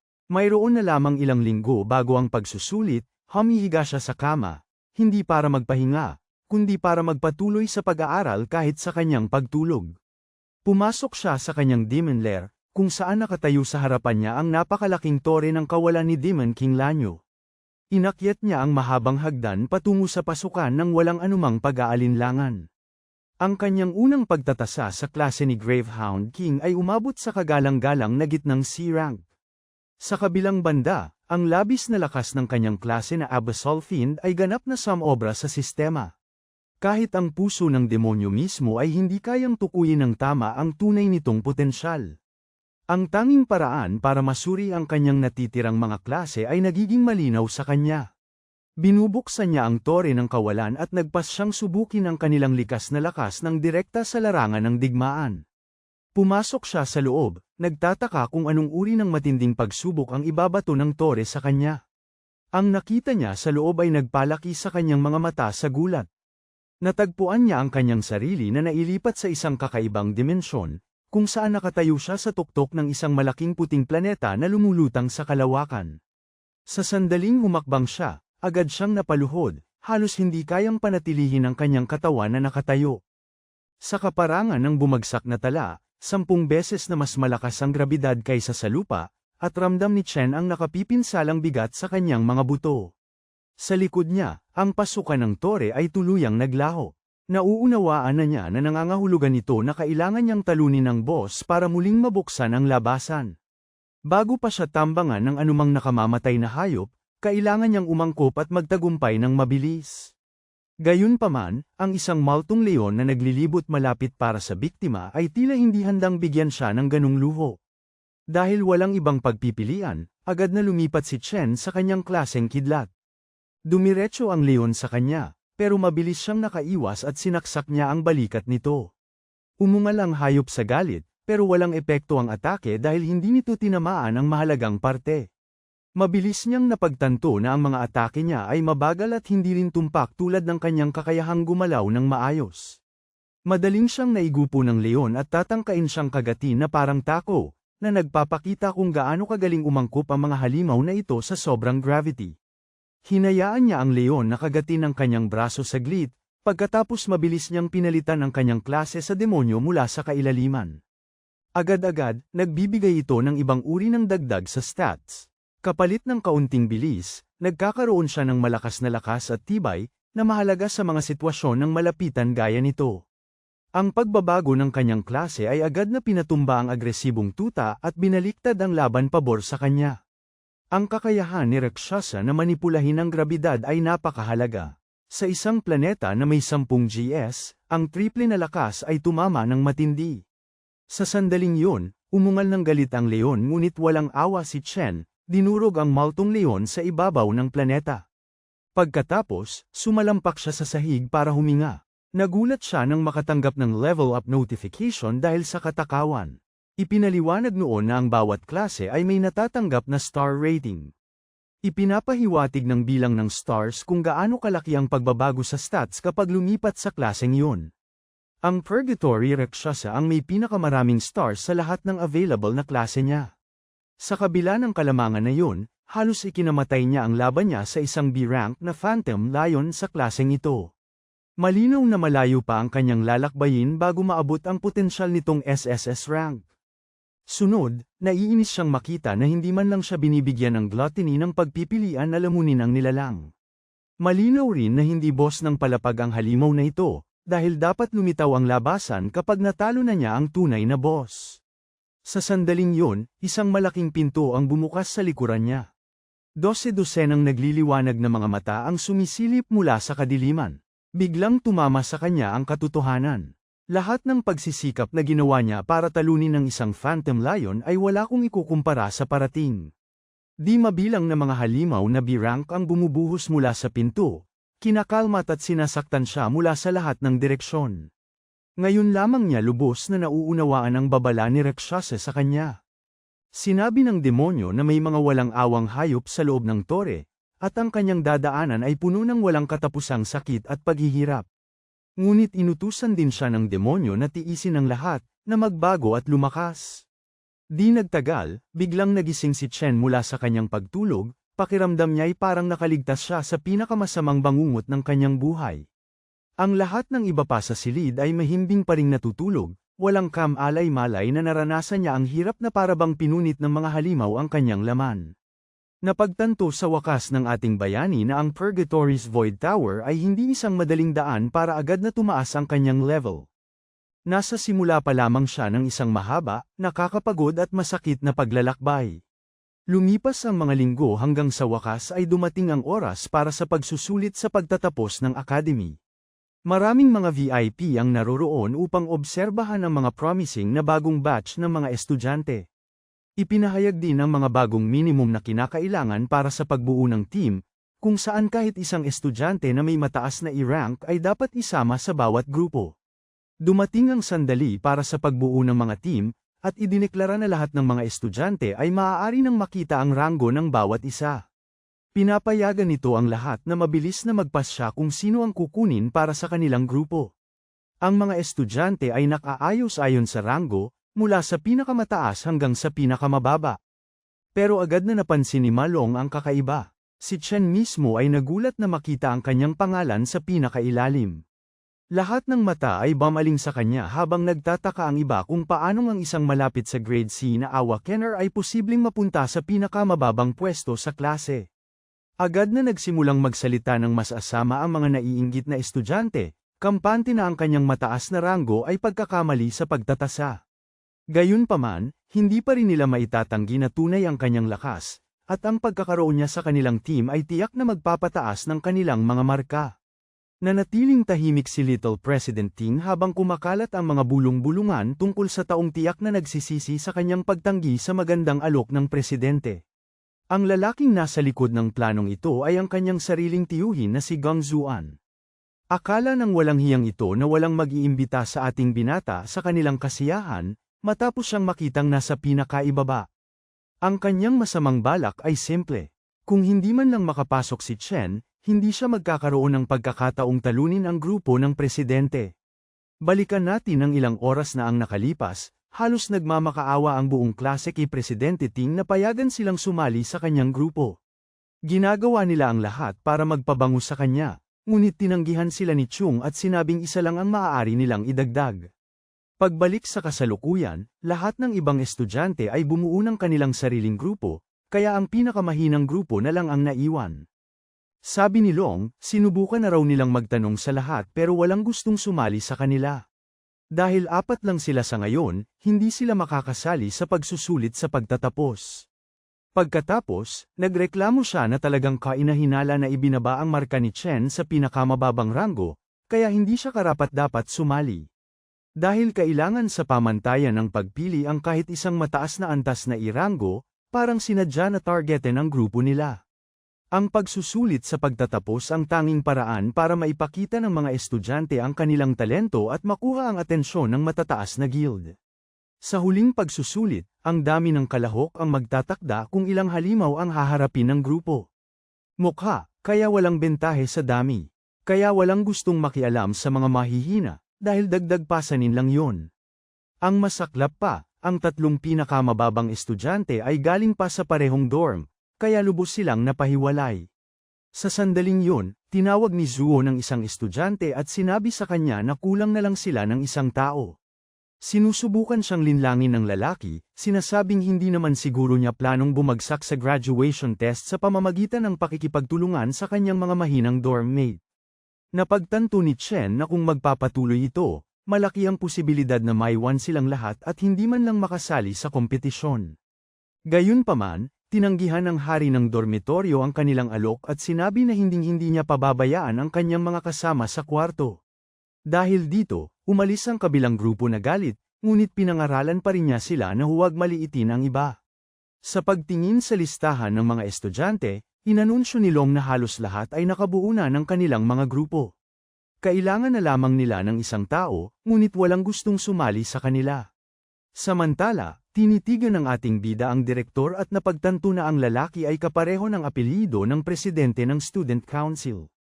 Nakikita ang ganitong mga tagong galaw, iniisip ni Chen kung talagang iniisip ni Gongshan na malaki siyang banta. Hindi nawawala ng pag-asa. Ipinahayag niya na tiyak siyang sasali sa torneo at ginamit niya ang kanyang kakayahan sa kidlat. Dahil nagpapakita na ng pagiging palaban ng iba, sinabi niya sa sarili na hindi na rin siya magpipigil. O kaya naman, gumagalaw na parang isang propesyonal, humakbang siya pasulong habang nagulat ang mga opisyal sa biglaang pagpapakita ng lakas. Kahit ang mga kasama niya sa dormitoryo ay nagsimulang magtaka kung ano ang nangyayari. Naalala ng ating bida na lahat ng paaralan para sa mga awakener ay may espesyal na kaugalian. Para makalikha ng kompetisyon, maaaring haminin ng mga estudyante ang kahit sino anumang oras. Kahit na mukhang pagyayabang, isa itong paraan para ipakita ang lakas ng isa. At makilala, Sa mga ganitong sitwasyon, maraming tao ang tatangjing makipaglaban sa simula pa lang. Gayunpaman, alam niya na hindi magpapatalo ang presidente ng konseho ng mga estudyante kaya hanggat natatalo niya ang blonde, lahat ay gustong makipagtulungan sa kanya. Sa sandaling yun, isang babae ang sumulpot sa pinto at tinawag ang ating bida, tinatanong kung kailangan pa niya ng isang kasama sa kanyang koponan. Nagpatuloy siya at sinabi na gusto rin niyang sumali sa pagsusulit sa pagtatapos ngayong taon. Dagdag pa ng Bise-Presidente na umabot siya sa Rango D noong nasa gitnang paaralan pa siya kaya hindi niya siya bibiguin. Ang kanyang mga kasama sa dorm ay nagsimulang magwala, nagtataka kung paano niya nagawang makakuha ng ganoong kagandang babae sa kanyang tabi. Naguguluhan sina Chung at Ting, nagtataka kung ano ang nangyayari, habang halos mabulunan ang direktor sa kanyang tubig. Nagsimulang magtsismisan ang mga estudyante at nagtataka kung bakit gustong sumali ang isang exchange student sa pinakamababang ranggong team sa test na ito. Walang nakakaalam talaga kung sino siya, pero may tsismis na galing siya sa kaharian ng Saint. Halos sumabog ang direktor at sinabi sa kanya na hindi maaaring sumali ang mga exchange student sa graduation test ng paaralan. Sinabi pa niya na hindi kailanman kumuha ng anumang rank test si Ling dito. Wala silang naipakita na patunay ng kanilang ranggo, na labag sa lahat ng patakaran. Biglang sumulpot ang punong guro at sinabing tama ang direktor. Halos atakihin sa puso si Gangshan nang makita ang matanda. Gayunpaman, tinanong ng punong guro kung bakit gustong sumali ni Ling sa pagsusulit gayong sandali lang siya rito. Samantala, nagulat ang ating bida at nagtataka kung paano biglang nakarating ang punong guro dahil isa itong mandirigma. Ipinapaliwanag ng matanda na hindi magiging patas sa iba kung sasali siya sa pagsusulit, at sumang-ayon naman si Ling. Pinagpapawisan si Gangshan dahil hindi niya malaman kung ano ang ranggo ng dalawa. Sa wakas, naglakas loob ang direktor na magsalita at sinuportahan ang punong guro, sinasabi na hindi gagana ang isang paaralan kung walang mga patakaran. Pagkatapos, binago ng punong guro ang kanyang tono at ipinaliwanag na ang layunin ng paaralang ito ay magbigay ng kapaligirang pampag-aral para sa mga nagigising upang makamit nila ang mga dakilang bagay sa buhay. Kahit na ang pagsusulit sa pagtatapos ay isang tradisyon, isa rin ito sa pinakamahalagang sandali sa buhay ng isang mag-aaral. Itinanong niya kung hindi makasali ang isang mag-aaral dahil sa biglaang pagbabago ng mga patakaran, paano babawi ang paaralan para sa pagkawala na yun? Nagsimulang pawisan ng husto ang direktor at nagtaka kung nabuko na ba siya. Nagsimula siyang magtanong kung ginagawa ba ito ng punong guro para lang sa bata. Napagtanto na hindi ito sulit sa gulo, nagpasya siyang umatras. Sinabi niya sa sarili na dahil nabuo na ng pinakamalalakas na estudyante ang isang grupo, madali na lang silang mananalo sa pagtatasa. Yumuko ang lalaki sa punong guro at humingi ng paumanhin dahil inamin niyang nakaligtaan nila kung paano mapipigilan ng sistemang ito ang ibang estudyante na magkaroon ng pagkakataong umunlad. Pagkatapos, ipinahayag ng direktor na kahit ang mga grupong mas mababa ang ranggo at mga grupong kulang sa 5 ay maaari nang sumali sa torneo upang matiyak ang pagiging patas. Sa wakas, nabuo ng 4 na kasama sa dorm ang kanilang grupo at nagdiwang dahil makakasali na sila. Sa pagsusulit sa pagtatapos, nakaupo sa likod, sinabi ng punong guro kay Ling na tila interesado siya masyado sa bata. Sa isang panig ng pagsusulit, pinamunuan ng presidente ng konseho ng mga mag-aaral ang pangkat ng pinakamalakas na manlalaro. Sa kabilang panig, pinamunuan ni Chen ang 3 pinakamahinang manlalaro. Dahil dito, nagtataka ang matanda kung aling kuweba ang pipiliin nila at kung ilang puntos ang kanilang makukuha sa huli. Pagkatapos, ipinahayag ng opisyal na ang lahat ng kapitan ay maaari nang pumili kung aling kuweba ng demonyo ang papasukin. Sa sandaling yun, tumunog ang kanyang tablet, na ikinagulat niya dahil may isa ng kapitan ang nakapili. Nagsisimula ng mabaliw ang lahat nang makita kung anong kuweba ang pinili ni Chen. Nagpanik din ang mga kasama niya sa dorm at sinabihan siyang baguhin agad ang isip, tinatanong kung naiintindihan ba niya ang ginawa niya. Gayunpaman, nanatiling tahimik ang ating bida habang nakatitig sa screen. Sa graduation test, pumapasok ang mga grupo ng estudyante sa isang kuweba ng mga halimaw at kumikita ng puntos sa pagtalo sa mga halimaw. Ang pagtalo sa mga pinuno ng halimaw sa maikling panahon ay nagbibigay ng magkakahiwalay na puntos, at ang kahirapan ng dungeon ang nagtatakda kung ilang beses imumultiply ang kabuuan. Ang isang F-rank na dungeon ay maaaring magbigay ng hanggang 75 puntos, habang ang isang E-rank na dungeon ay maaaring umabot sa pinakamataas na ng 100 puntos. Ang koponan na makakakuha ng pinakamataas na score ay makukuhanan ng pansin ng Imperial Guild, at ang pinakamagaling na manlalaro ay makakatanggap ng gantimpala na 1,000,000 yuan.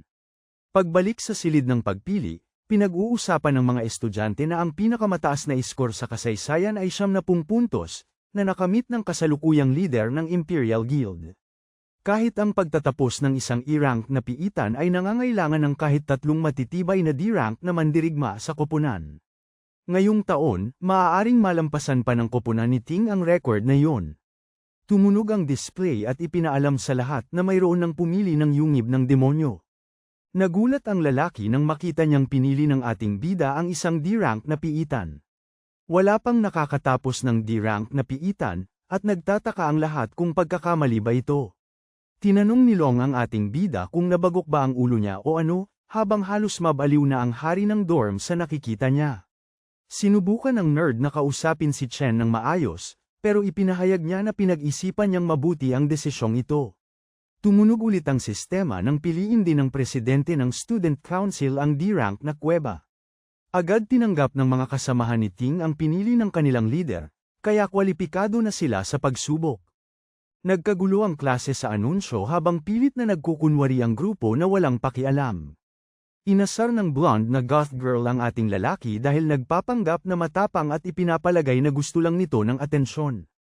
Idinagdag ng kalbong lalaki na hindi papayag dito ang kanyang mahihinang kakampi at masisira ang team. Tinitigan ni Long ang mukha ni Chen at napagtanto na seryoso ito.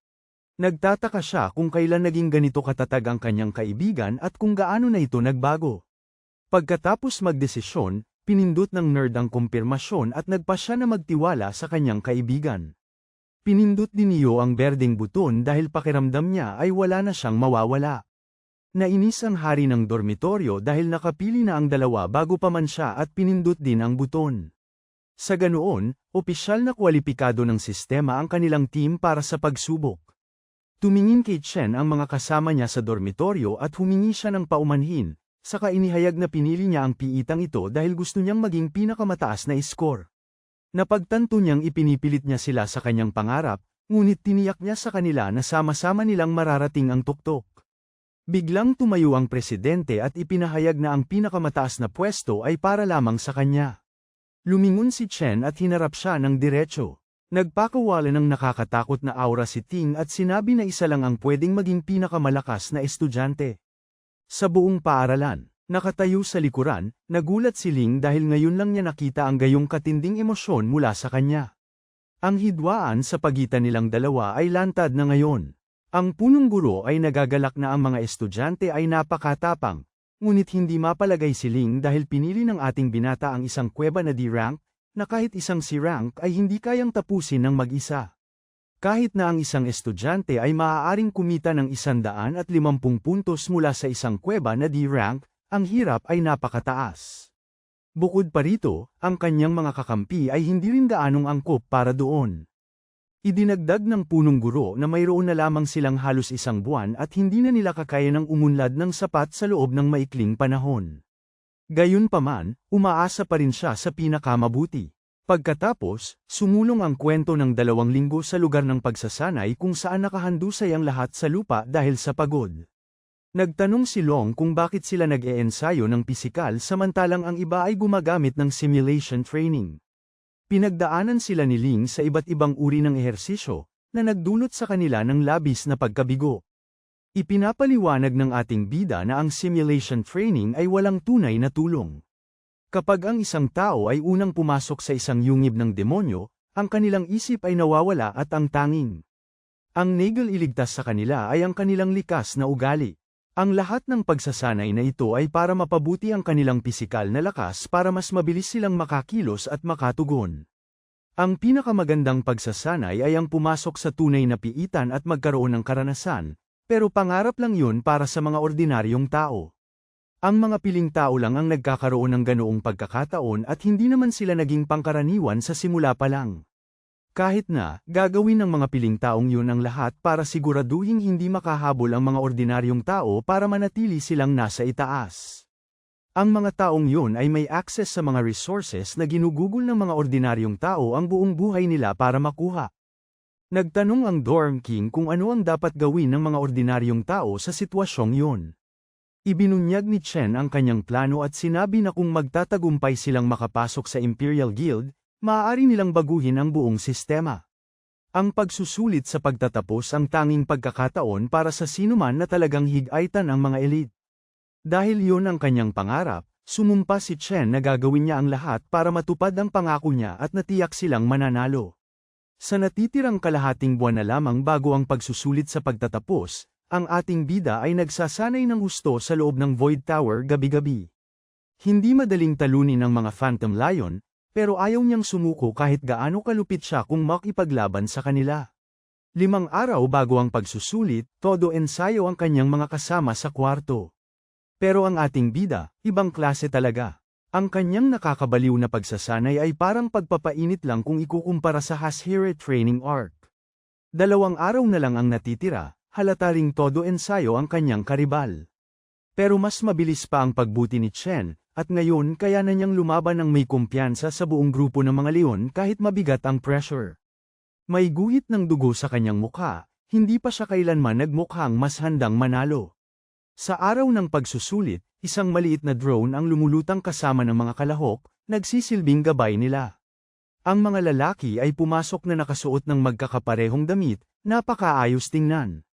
Kapag naisuot na ng lahat ng kalahok ang kanilang mga wristband, opisyal nang magsisimula ang pagsusulit. Samantala, masayang binati ng punong guro ng akademya si Gang Lin. Ang lalaking mukhang matikas ay ang ama ni Presidente Ting, na kasamang nagtatag ng Imperial Guild. Hindi mapigilan ng mga estudyante ang pagtitig nang makita nila ang kasamang pinuno ng Imperial Guild, namamangha sa kanya na para bang isa siyang kakaibang hayop mula sa zoo. Nag-uumapaw ang kanilang kuryosidad nang makita nilang sinalubong ng co-founder at pinuno ng guild ang isang eleganteng puting limo. Isang lalaking may pulang buhok, si Carl Cavendish, ang kalmadong bumaba sa sasakyan. Napasigaw ang mga estudyante dahil sino man ay makikilala ang vice-presidente ng World Guild Alliance. Karaniwan, hindi basta-basta makikita ang isang taong may ganitong posisyon malapit sa lugar na ito. Sa loob ng isang VIP room, ipinapalam ng direktor sa mga panauhin na may kabuuang 23 teams ang sumusubok sa mga F-rank na tirahan ng demonyo. May ilang grupo na pumili ng Grade E na tirahan, habang 2 teams lang ang buong tapang na pumili ng D-rank na tirahan. Ang kalihim ng alyansa, si Sigrid, ay mukhang tunay na nagulat na ang mga estudyante ay gagawa ng gayong kapuspusang desisyon. Karaniwan, kahit ang isang partidong D-rank ay maingat na maghahanda bago subukan ang isang D-rank na pugad. Tinatanong niya kung talagang isinaalang-alang ng akademya ang kaligtasan ng mga estudyante. Sa pagkarinig ng alalahanin na yun, kalmadong nililinaw ng direktor na lubos na nauunawaan ng mga estudyante kung ano ang pinasok nila. Nilinaw niyang mabuti na ang mga nagising na walang totoong karanasan sa laban ay kadalasang nahihirapan kahit laban sa mga halimaw na F-rank. Ngunit ang tunay na panganib ay nasa pinuno ng pugad, na mas malakas kaysa sa mga mahihinang halimaw ng ilang antas. Maraming grupo ang sa huli ay nabibigo, hindi kayang talunin ang malaking halimaw. Gayunpaman, iba ang sitwasyon sa loob ng mga E-rank na yungib.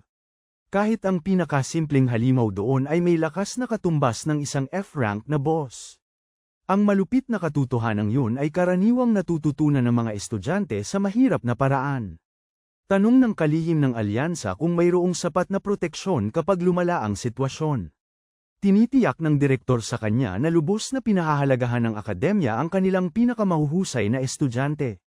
Para sa kaligtasan ng mga estudyante, isang mandirigma mula sa Imperial Guild ang nakatalaga sa labas ng bawat yungib, handang tumulong kung may mangyaring masama. Bukod pa riyan, ang mga wristband na suot ng bawat estudyante ay kayang agad silang i-teleport palabas kung gusto nilang sumuko, o kung talagang nasa panganib ang buhay nila.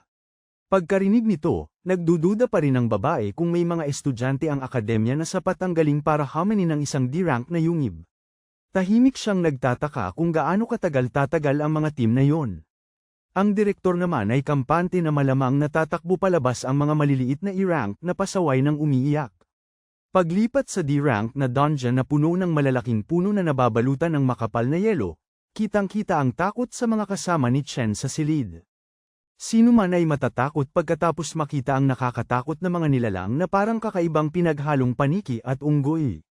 Mabilis niyang binabalaan ang kanyang grupo na ang mga halimaw na iyon ay sumusugod sa kanilang puntirya sa isang kisap mata, kaya't mas mabuting maging alerto sila.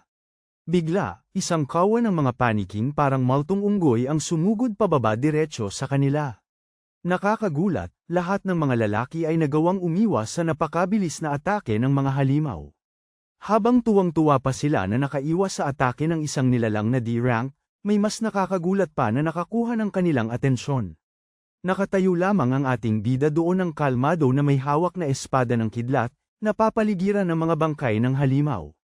Nakahiga na at malamig sa kanyang paanan. Inutusan niya ang kanyang grupo na unahin ang pagligtas sa kanilang sarili dahil hindi pa sila sapat na malakas, at ipaubaya na sa kanya ang iba. Sakto namang sumugod sa kanila ang isa pang paniking unggoy na multo sa sobrang bilis, pero halos hindi nila ito naiwasan sa huling sandali.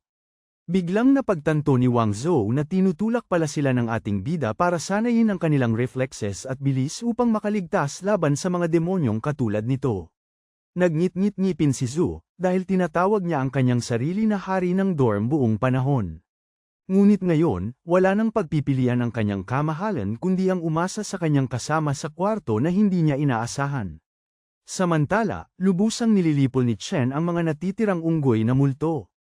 Sumusugod ang mga ito sa kanya ng sunod-sunod, ngunit tinatamaan sila ng Giga Chad bago pa man nila maisip na naputol na sila sa koneksyon. Ibinubulong ng hari ng dorm sa kanyang sarili na lagi niyang naririnig mula kay Malong na malakas si Chen, ngunit ngayon lamang niya ito nasaksihan mismo. Para sa kanya, hindi mukhang simpleng estudyante lamang si Chen, kundi mas mukhang isang sanay na sundalo sa labanan. Habang nagpapatuloy ang paglipol, nararamdaman ng dating hari ng dorm ang paninibugho na sumisibol sa ating bida. Tumataas na reputasyon. Mula sa kung saan, biglang lumitaw ang isa pang halimaw sa likod ng grupo, at bahagya niyang napigilan ang atake nito. Hinawakan niya ang binti ng nilalang gamit ang kanyang nagliliyab na mga kamay at sinigawan ang kanyang mga kasamahan. Pinagalitan niya sila na huwag nang umastang pabigat at magpakatino. Hindi lang si Chen ang may nakatayaang pagtatapos. Tinitigan siya ng iba, nagulat sa biglaan niyang determinasyon. Dahil sa inspirasyon mula sa matigas na kalooban ng Dorm King, binigkas ni Shangsu ang kanyang Flora Chant, Vine Lock, at matagumpay na nabalot ang unggoy paniki. Pero laking gulat niya, nakawala agad ang nilalang at sinipa pa si Su. Inusal ni Long ang kanyang awit ng ulap, angin ng frostbite, na bahagyang nagpabagal lang sa halimaw, kaya nagpasyang pagsamahin nila ang kanilang atake. Sa pagtutulungan, nagawa nilang pigilan ang nilalang sandali at sumigaw sa hari ng dorm para samantalahin ang pagkakataon. Nagpakawala siya ng isang nuclear burst flame bullet na tumama ng diretso, pero halos ilang sunog na buhok lang ang iniwan nito. Nagpakawala pa siya ng ilang flame bullet sa demonyo, pero tila walang makapagpatumba rito. Siyam na si Shangsu at Long sa kanilang limitasyon. Nagpa siya ang hari ng dorm na hindi na siya maaaring magpigil pa. Tinipon niya ang kanyang lakas at pinakawalan ng isang pinagsamang bagsong apoy na bala diretso sa halimaw, na nagdulot ng isang malaking pagsabog. Nang mawala ang usok, isang sunog na kalansay na lamang ang natira. Ipinahayag ng drone na matagumpay nilang natanggal ang isang D-class na unggoy paniking multo. Silang tatlo ay bumagsak sa lupa, ubos na ubos ang lakas. Tuwang-tuwa sila na nagawa nilang talunin ng isang D-class na halimaw ng mag-isa. Lumapit ang ating lalaki, bahagyang nagulat, at agad nilang tinanong kung nakita niya silang pabagsakin ito. Ang halimaw ay nag-iwan ng isang pirasong buto ng daliri bilang nakulimbat, at casual na sinabi ni Su na napakadali lang itong patayin.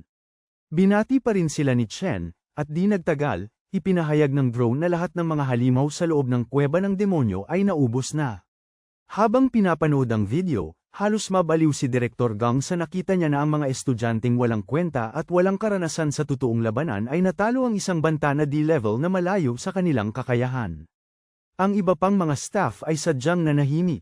Samantala, Pinuri ng assistant ni Vice Chairman Cavendish si Chen sa kanyang mahusay na ipinakita. Iniisip niya sa sarili niya na ang aura ni Chen ay nagpapaalala sa kanya ng isang dating kaibigan. Binanggit ng Vice-Presidente ang pangalan ni Chen at nagtala para maalala siya, na agad ikinabahala ng ama ni Presidente Ting at ng direktor. Mabilis na ibinaling ng direktor ang kanilang atensyon sa grupo ng Student Council sa loob ng isa pang D-rank na kuweba upang maiwasang mas mapagtuunan si Chen. Itinuro niya na ang grupo ay nakarating na sa gitnang bahagi, at pinuri ng katulong ng chairman ang kanilang pagtutulungan habang ikinukumpara ito sa husay ng isang profesional na guild raid team. Natuwa si Chairman Carl sa reaksyon na ito, at sinabi niya na ang kalidad ng mga nagtatapos ngayong mukhang talagang pambihira ang taon na ito kumpara sa mga nakaraang grupo. Tahimik na idinagdag ni Direktor Gong sa kanyang sarili na nagsisimula pa lamang ang tunay na laban, at hindi pa nagpapakita ang totoong tanawin sa lahat ng naroroon. Sa loob ng kuweba ng nakal-alasong baging ng D-rank, inaatake ang grupo ng presidente ng mga halimaw na kabute na may laso ng misma na sumusulpot mula sa lahat ng direksyon. Kumakanta ng elehiya ng pagkabulok ang isang babae habang tumutugtog ng gitara, habang pinagdurugtong-dugtong ng isang star mage ang mga kabute gamit ang kanyang kakayahang star attraction para sa isang sabay-sabay na pag-atake. Tinawag niya pagkatapos ang kapitan, at sumugod ang presidente na may hawak na espada, handang tapusin ang atake ng may estilo. Sa isang mabilis na saksak, nagkahiwa-hiwalay ang mga halimaw na kabute habang pinakawalan ng presidente ang kanyang nagliliyab na Sky Sever ng may kahusayan. Napansin ng kanyang mga kasamahan na ang mga halimaw sa pagsusulit na ito sa eskwelahan ay kapareho ng mga nakaharap nila noong nakaraang mga pagsasanay. Dahil dito, nahawakan ng grupo ang sitwasyon ng walang gaanong hirap o problema. Inaasahan na nila na ang pagsusulit sa pagtatapos ay isa sa ayos ng maaga ng ang mga awtoridad ng paaralan, dahil ang tamang suporta ay nagtitiyak ng mas maayos na buhay pagkatapos. Sa paniniwalang yun, nagsisimula silang magdiwang ng maaga dahil kampante silang makukuha nila ang kampyonato ngayong taon ng walang tunay na hamon. Pagbalik sa huling antas ng kagubatan ng ulap, nagulat ang mga lalaki na nakaabot sila hanggang dito at narating ang lungga ng pinuno. Sa gitna ng isang nagyayelong ilang, nakita nila ang isang maltong unggoy na kalmadong kumakain. Agad na pinagpawisan ng hari ng dormitoryo sa pag-iisip pa lamang sa nakahihigit na lakas ng halimaw. Isang sampal lang mula sa nilalang na yun, malamang diretsyo na siya sa kabilang buhay. Para bang sinadya, dahan-daang nagtama ang paningin ng nilalang sa pinakamahinang target sa grupo. Kinabahan si Malong, at ang isang sigaw na yon ay sapat na para pukawin ang halimaw. Mabilis na lumundag ang higanteng unggoy papunta sa kanila sa isang nakakatakot na talon. Tumakbo palayo ang mga lalaki na parang nakasalalay dito ang buhay nila. Samantala, walang pag-aalinlangan sumugod si Chen. Tumalon siya papunta sa malaking mukha nito na may malakas na sipa, tapos sunod-sunod na walang humpay ang mga suntok, na parang pinaglalaroan ang katawan nito. Tinapos niya ang laban sa pamamagitan ng pagsira dito at ginawang pira-pirasong karne ng unggoy. Ang marahas na pagpapakitang yun ay nag-iwan sa kanyang grupo na natigilan sa paghanga. Gayunpaman, nakakaramdam si Chen ng inis dahil kahit ang mga halimaw na D-rank ay hindi nagbibigay sa kanya ng magandang karanasan. Nakakadismaya rin ang mga nakulimbat. Mula sa kung saan, naririnig niya ang kanyang mga kasamahan na sumisigaw ng may pananabik na nakakita sila ng mga higanteng batong mana. Tila iniimbak ng higanteng unggoy ang mga ito sa loob ng isang guwang na puno. Ang kanyang mga kaibigan ay halos maglaway sa hindi inaasahang kayamanan at sabik na inaabot ang mga kristal. Sumigaw si Chen ng babala, ngunit huli na siya ng isang segundo. Sa sandaling mahawakan ng kanilang mga kamay ang mga batong mana, isang nakakasilaw na liwanag ang pumutok palabas. Sa loob lamang ng ilang segundo, ang buong lugar ay natatakan sa yelo. Sina Shangsu, Lo, at ang mga drone ay lubusang nagyelo dahil sa bugso ng Arctic. Sa VIP room naman, biglang naputol ang live broadcast. Ang maduming direktor ay ngumisi na para bang hinihintay niya ang kinalabasan na ito. Inasahan niyang maglalagay ng ganitong mga patibong ang mga halimaw na may mataas na ranggo, at panahon lamang ang hinihintay bago matisod dito sina Chen at ang kanyang grupo ng mga baguhan. Mukhang hindi nasisiyahan si Vice Chairman Cavendish, halatang nag-aalala tungkol sa kaligtasan ng mga estudyante. Nagkunwari ang direktor na nanghihinayang sa pagkabigo ni Chen at sinasabing wala nang ibang pagpipilian kundi ang iligtas sila kaagad. Hindi sumasang-ayon ng punong guro. Iginigiit niya na wala sila sa agarang panganib, dahil ang mga pulse heiress ay aktibo kapag ang vital signs ng mga estudyante ay hindi na normal at wala pa sa kanila ang nag-isip na sumuko. Naniniwala siya na ang mga kalahok lamang ang dapat may karapatang magdesisyon kung kailan sila susuko. Sa loob ng madilim na lugar, si Ma Long ay nanginginig sa matinding lamig. Sa lahat ng kasama sa grupo, siya lamang ang nakaiwas na magyelo, salamat sa likas na mataas na resistensya ng kanyang klase sa yelo. Sakto naman, naririnig ni Long ang nakakatakot na halakhak at nakikita ang isang kalansay na halimaw ng yelo na tila nakatitig diretso sa kanyang kaluluwa na walang awa. Nakikilala niya ito bilang pinuno ng langgang yun at naalala niyang nakita itong nabanggit sa Monster Compendium dati. Mabilis niyang naaalala na ito pala ay isang salamangkero ng ulap na madaling kontrolado ang kakayahan sa depensa at atake, habang minamanipula nito ang yelo at nyebe ng walang kahirap-hirap. Naaalala rin niya na ang nilalang na nasa harap niya, na gustong patayin ang biktima sa pamamagitan ng matagalang pagpapahirap, ay kilala bilang hari ng mga buto ng mga labi. Napagtanto niya na ang bambang yelo ay isa lamang patibong, kaya't siya'y tumalikod at tumakbo ng walang pag-aalinlangan upang iligtas ang kanyang sarili. Naiintindihan ni Long na hindi niya kakayanin ng isang C-class na halimaw na tulad nito ng mag-isa sa anumang paraan. Sumugod siya kay Chen para subukang iligtas ito, ngunit tinamaan ng atake ng yelo ang kanyang binti bago pa man siya makarating sa kinaroroonan nito. Tumawa ang haring buto sa kanyang paghihirap, habang nagpadala ng babala ang kanyang bracelet na nagsasabing tuluyang tumagos ang yelo sa kanyang binti. Inalok siya nito na talikuran ang pagsusulit, ngunit ayaw sumuko ni Long at sinusubukan pa ring tunawin ang yelo na nakapalibot kay Chen bago pa mawala ang kanilang tanging kalamangan.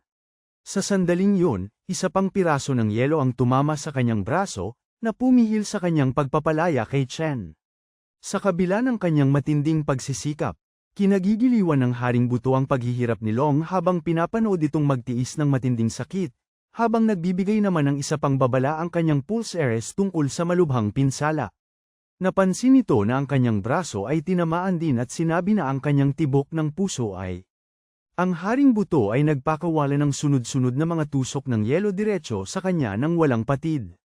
Nang malapit nang tumama ang atake, bumuga siya ng malakas na dagandong, at si Chen ay tuluyang dumilat sa eksaktong sandaling iyon. Ang blok ng yelo ay nabasag sa maliliit na piraso, at sumugod si Chen pasulong habang inilalayo niya si Long sa panganib sa isang mabilis na galaw. Ang biglaang pagtakas na ito ay ikinagulat ng haring buto, habang mabilis na napagtanto ni Long na tuluyang nakawala si Chen sa loob ng kanyang sariling kapangyarihan sa yelo. Nagpasalamat ang mandirigma kay Long sa pagtulong sa kanya kanina at agad na tinanong ang kalagayan nito na may malinaw na pag-aalala.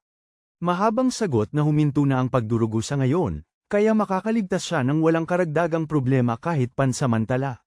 Ipinapalam niya kay Chen na ang halimaw na kanilang kaharap ay isang uri ng ulap, si Rank na pinuno na kilala bilang hari ng buto, at nagbabala siya na lubhang mapanganib ito sa labanan. Dagdag pa niya na dapat nilang iwasan na ma-freeze ulit sa anumang paraan kung gusto nilang magkaroon kahit kaunting pag-asa na makaligtas sa labanang ito.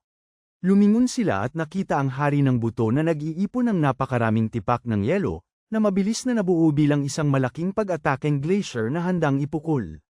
Napatulala si Long, na pagtanto na ibabagsak ng halimaw ang isang napakalaking bombang yelo sa kanila, at sa sumunod na saglit, bumagsak ang bomba at binalot ang lahat sa nakakasilaw na puti.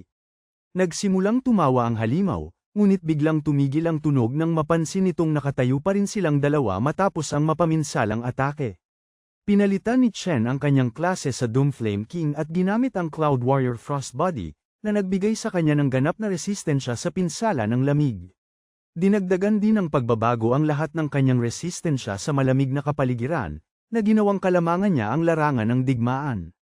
Isang nakapangingilabot na hiyaw ang pinakawalan ng haring buto, at kahit si Long ay naguguluhan habang pinapanood ang kanyang kaibigan, na dapat sana'y isang vault assassin, na nagiging isang mandirigmang may elemento ng ulap. Nagtataka siya kung si Chen ba ay isa sa mga bihirang henyo na kayang gumising ng dalawang magkaibang klase ng sabay ng walang hadlang. Humingi lamang ng paumanhin si Chen sa maling paghusga sa sitwasyon kanina, at inamin na nadamay niya ang kanyang mga kaibigan sa isang mapanganib na laban dahil sa pagkakamaling iyon, kaya nagpalit siyang muli ng klase at naging isang demonyong galing sa kailaliman. Pagkatapos ay binunot niya ang kanyang espada ng mandirigmang purgatorio at hinarap ang Haring Buto na may buong intensyong tapusin ang laban doon mismo. Ang panga ng kanyang matalik na kaibigan ay bumukas ng malaki sa nakita niya. Karaniwan, lahat ng mga nagigising ay ipinanganak na may isang klase na maaari nilang pagpakadalubhasaan, ngunit sa kanila ay mayroong napakabihirang pagkakataon na ang isang tao ay nagtataglay ng dalawang klase ng sabay. Ang mga may dalawang klase na ito ay napakabihira na mabibilang mo sila sa isa lamang kamay. Ang ganitong uri ng pagiging eksklusibo ay ginagawa silang mga kayaman ang gustong-gusto ng bawat malaking guild. Gayunpaman, hindi lamang yun ang nakagulat sa kanya. Pinanood niya ng mabuti at napagtanto na si Chen ay hindi gumagamit ng isa, hindi dalawa, ngunit tatlong ganap na magkaibang klase. Bukod pa roon, bawat isa sa mga klaseng iyon ay talagang kakaiba. Sa kanyang anyong demonyo mula sa kailaliman, ang mga stats ni Chen ay biglang tumataas ng sobra. Ang kanyang napakalakas na lakas ay nagpapalipad sa kanya pataas na parang rocket. Sumugod siya pasulong na may napakalaking bilis patungo sa boss, na ang mapangutyang ngiti ay napawi dahil sa nakamamatay na aura ng ating bida. Sa isang mabilis na galaw, hiniwa niya ang kalansay na bastardo na parang mantikilya, umangat sa level 17 at nakakuha ng isang bihirang loot. Nakatitig sa mga nabasag na labi ng kalansay, ang kanyang kaibigan ay gulat pa rin na basta na lang niyang natalo sa isang tira ang isang C-rank na pinuno ng pugad. Kalmadong ipinaalala ng ating kasama sa kanya na ang iba ay nagyayelong peren. Biglang napagtanto ni Malong na nakalimutan niya ang iba niyang mga kaibigan habang nakikipaglaban sa boss. Dali-dali siyang tumakbo para tunawin ang yelo sa mga ito bago pa sila tuluyang maging yelo. Pagkaalis niya, napansin ni Chen na maaari niyang kainin ang Frost Ledge King. Dahil walang nakakakita, agad niyang sinipsip ang natalong pinuno at nakuha ang Cloud Mage class. Dahil sa Arctech Nova ng boss na bumulag sa lahat ng drone sa lugar, walang makakatuklas ng kanyang tagong kakayahan. Tapos, bigla na lang, nakatanggap siya ng isa pang sorpresang abiso. Ang kanyang Lightning Assassin class ay umangat din, kaya pwede na siyang magdagdag ng bituin para palakasin ang isa sa kanyang stats. Ang eksena ay lumipat naman sa D-Rank Lair, Gloomvine Grotto, kung saan ang grupo ng Council President ay talagang nahihirapan. Kahit gaano pa sila hindi umatake, ang D-Rank boss ay napakatibay para sa mga baguhang Awakeners na ito. Ang mage na nagtatangkang pigilan ang galaw ng halimaw gamit ang mga tanikala ay malapit ng bumigay, at ang mga pana ng Lightning Archer ay parang kilatilang imbes na totoong pinsala sa Lair Lord. Sila ay pinagpapasa-paahan na parang mga mumurahing laruan sa isang Happy Meal. Dahil sa kahihiyan, napapaisip sila kung wala bang saysay ang lahat ng mga pagsubok na pinagdaanan nila. Hindi pa sila nakaharap sa ganitong kalakas. Mabilis na natanto ng salamangkero na ang presidente lang ang tunay nilang pag-asa para talunin ang kalaban. Sa likod ng hanay, ang presidente ay nagpapakitang gilas. Kinakalap niya ang kanyang pinakamalakas na lakas habang pinapalakas siya ng mga salamangkero na sumusuporta sa kanya. Sa sapat na lakas na natipon, sumugod siya sa kalaban gamit ang kanyang nagliliyab na espada. Tumagos ang espada sa puso nito at sumabog sa isang bagyo ng apoy na tumunaw. It mula sa loob palabas.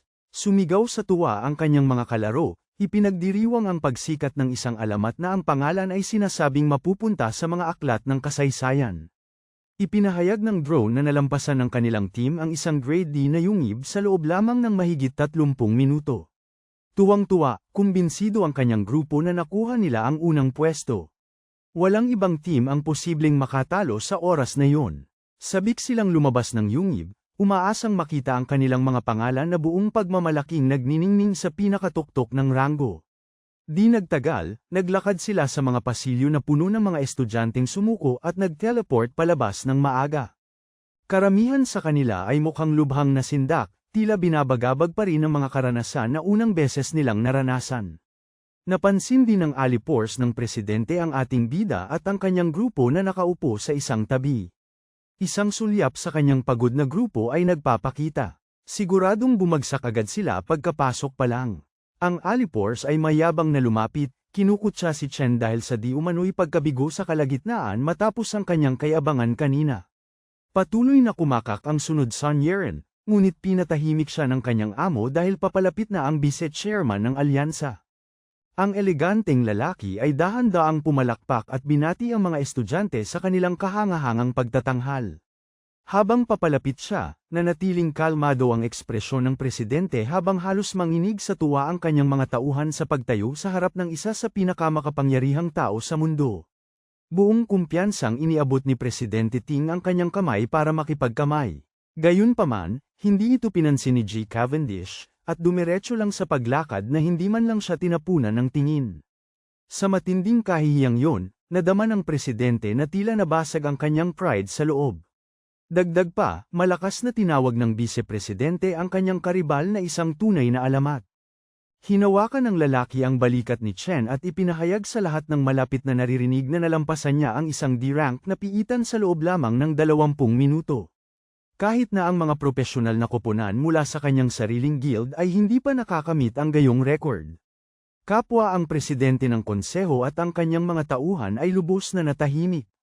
Hindi nila maintindihan kung paanong tinalo ng apat na walang gaanong halaga ang kanilang buong 10 kataong pangkat sa oras at aktwal na nakalagpas sa isang D-rank na lugar. Samantala, hindi man lang kumurap si Chen. Ang pagtanggap ng papuri mula sa pinakamakapangyarihang tao sa bansa ay walang halaga sa kanya. Kasabay nito, hindi niya maiwasang magtaka kung bakit ang isang maimpluwensyang tao ay personal na dumating sa akademiyang ito. Basta, kalmadong sinabi ni Carl Cavendish na tatandaan niyang mabuti ang pangalan ni Chen. Pagkatapos ay bumaling siya kay Gang Lin, ang taong nag-imbita sa kanya dito. Bahagyang sinabi ng vice-chairman na may talento rin ang kanyang anak, na halos hindi maituturing na papuri. Nag-iwan ito ng mapait na lasa sa bibig ng mag-ama. Pagkatapos nito, inanunsyo ng vice-chairman na oras na para umalis siya. Mabilis na sumingit ang direktor para ayusin ang sitwasyon. Ipinahayag niya ang huling resulta, na nagsasabing tabla ang iskor ng dalawang nangungunang grupo. Bilang resulta, lahat sila ay makakatanggap ng opisyal na imbitasyon na sumali sa Imperial Guild. Ang balitang yun ay parang napakagandang musika sa mga kasama ni Chen sa kwarto, dahil halos tiyak na ang magandang buhay nila dahil sa malaking ambag niya. Nagdiriwang din ang mga tauhan ni Presidente Ting, ngunit ang mismong lalaki ay hindi nasisiyahan sa kinalabasan nito. Pagkatapos, idinagdag ng direktor na ang mga kapitan ay tatanggap ng mga posisyon sa pamamahala sa loob ng guild dahil sa kanilang pamumuno, at ang $1 milyong premyong pera ay hahatiin ng pantay sa pagitan nila. Nang marinig yun, parehong kitang-kita ang gulat sa mga lider ng koponan. Tahimik na nag-aalala si Chen na baka hindi sapat ang kalahating milyon para mabayaran ang kanyang utang. Kailangan niyang mag-isip ng ibang paraan para kitain ang natitirang halaga at tuparin ang pangako niya sa Mithril Exchange Guild. Ngunit baka hindi na mahalaga ang pag-aalala na yon, dahil hayagang tumatanggi si Pangulong Ting na tumanggap ng tabla. Buong tapang niyang idineklara na isang laban ng isa sa isa ang magpapasya kung sino ang tunay na panalo. Isa lang ang pwedeng maging kampyon. Ang biglaang hamon na yun ay nakakagulat kaya't napukaw nito ang atensyon ng direktor at maging ng pangalawang tagapangulo. Nababahala sa padalos-dalos na kilos ng kanyang pamangkin, agad na tinatangka ng direktor na hikayatin siyang tanggapin na lang ang kasalukuyang resulta. Ipinaliwanag ng matandang lalaki na ang tabla ang pinakamagandang posibleng resulta, lalo na pagkatapos ng kanyang unang kahihiyan. Nanatili siyang kalmado, ipinapalagay na tatanggihan ng ating bata ang walang saysay na hamon. Ngunit agad tinanggap ng aking tao ang hamon, sa kondisyon na ang mananalo ang kukuha ng buong $1 milyon premyo. Ang nakakagulat na pagbabagong yun ay sapat na upang mapatigil ang vice-chairman at kanselahin ang kanyang pag-alis. Sa pagkasundo niyon, humakbang si Chen upang harapin siya ng harapan, handang ayusin ang lahat minsan at para sa lahat. Ito ang Shareflix Webtoon Recap. Tingnan nyo ang homepage ko at makikita nyo ang iba pang mga recap. Minamadali ko na isulat at i-edit ang susunod na recap, kaya malaya kayong mag-iwan ng komento at ibahagi ang mga opinyon nyo. Huwag kalimutan mag-like at mag-subscribe sa channel namin.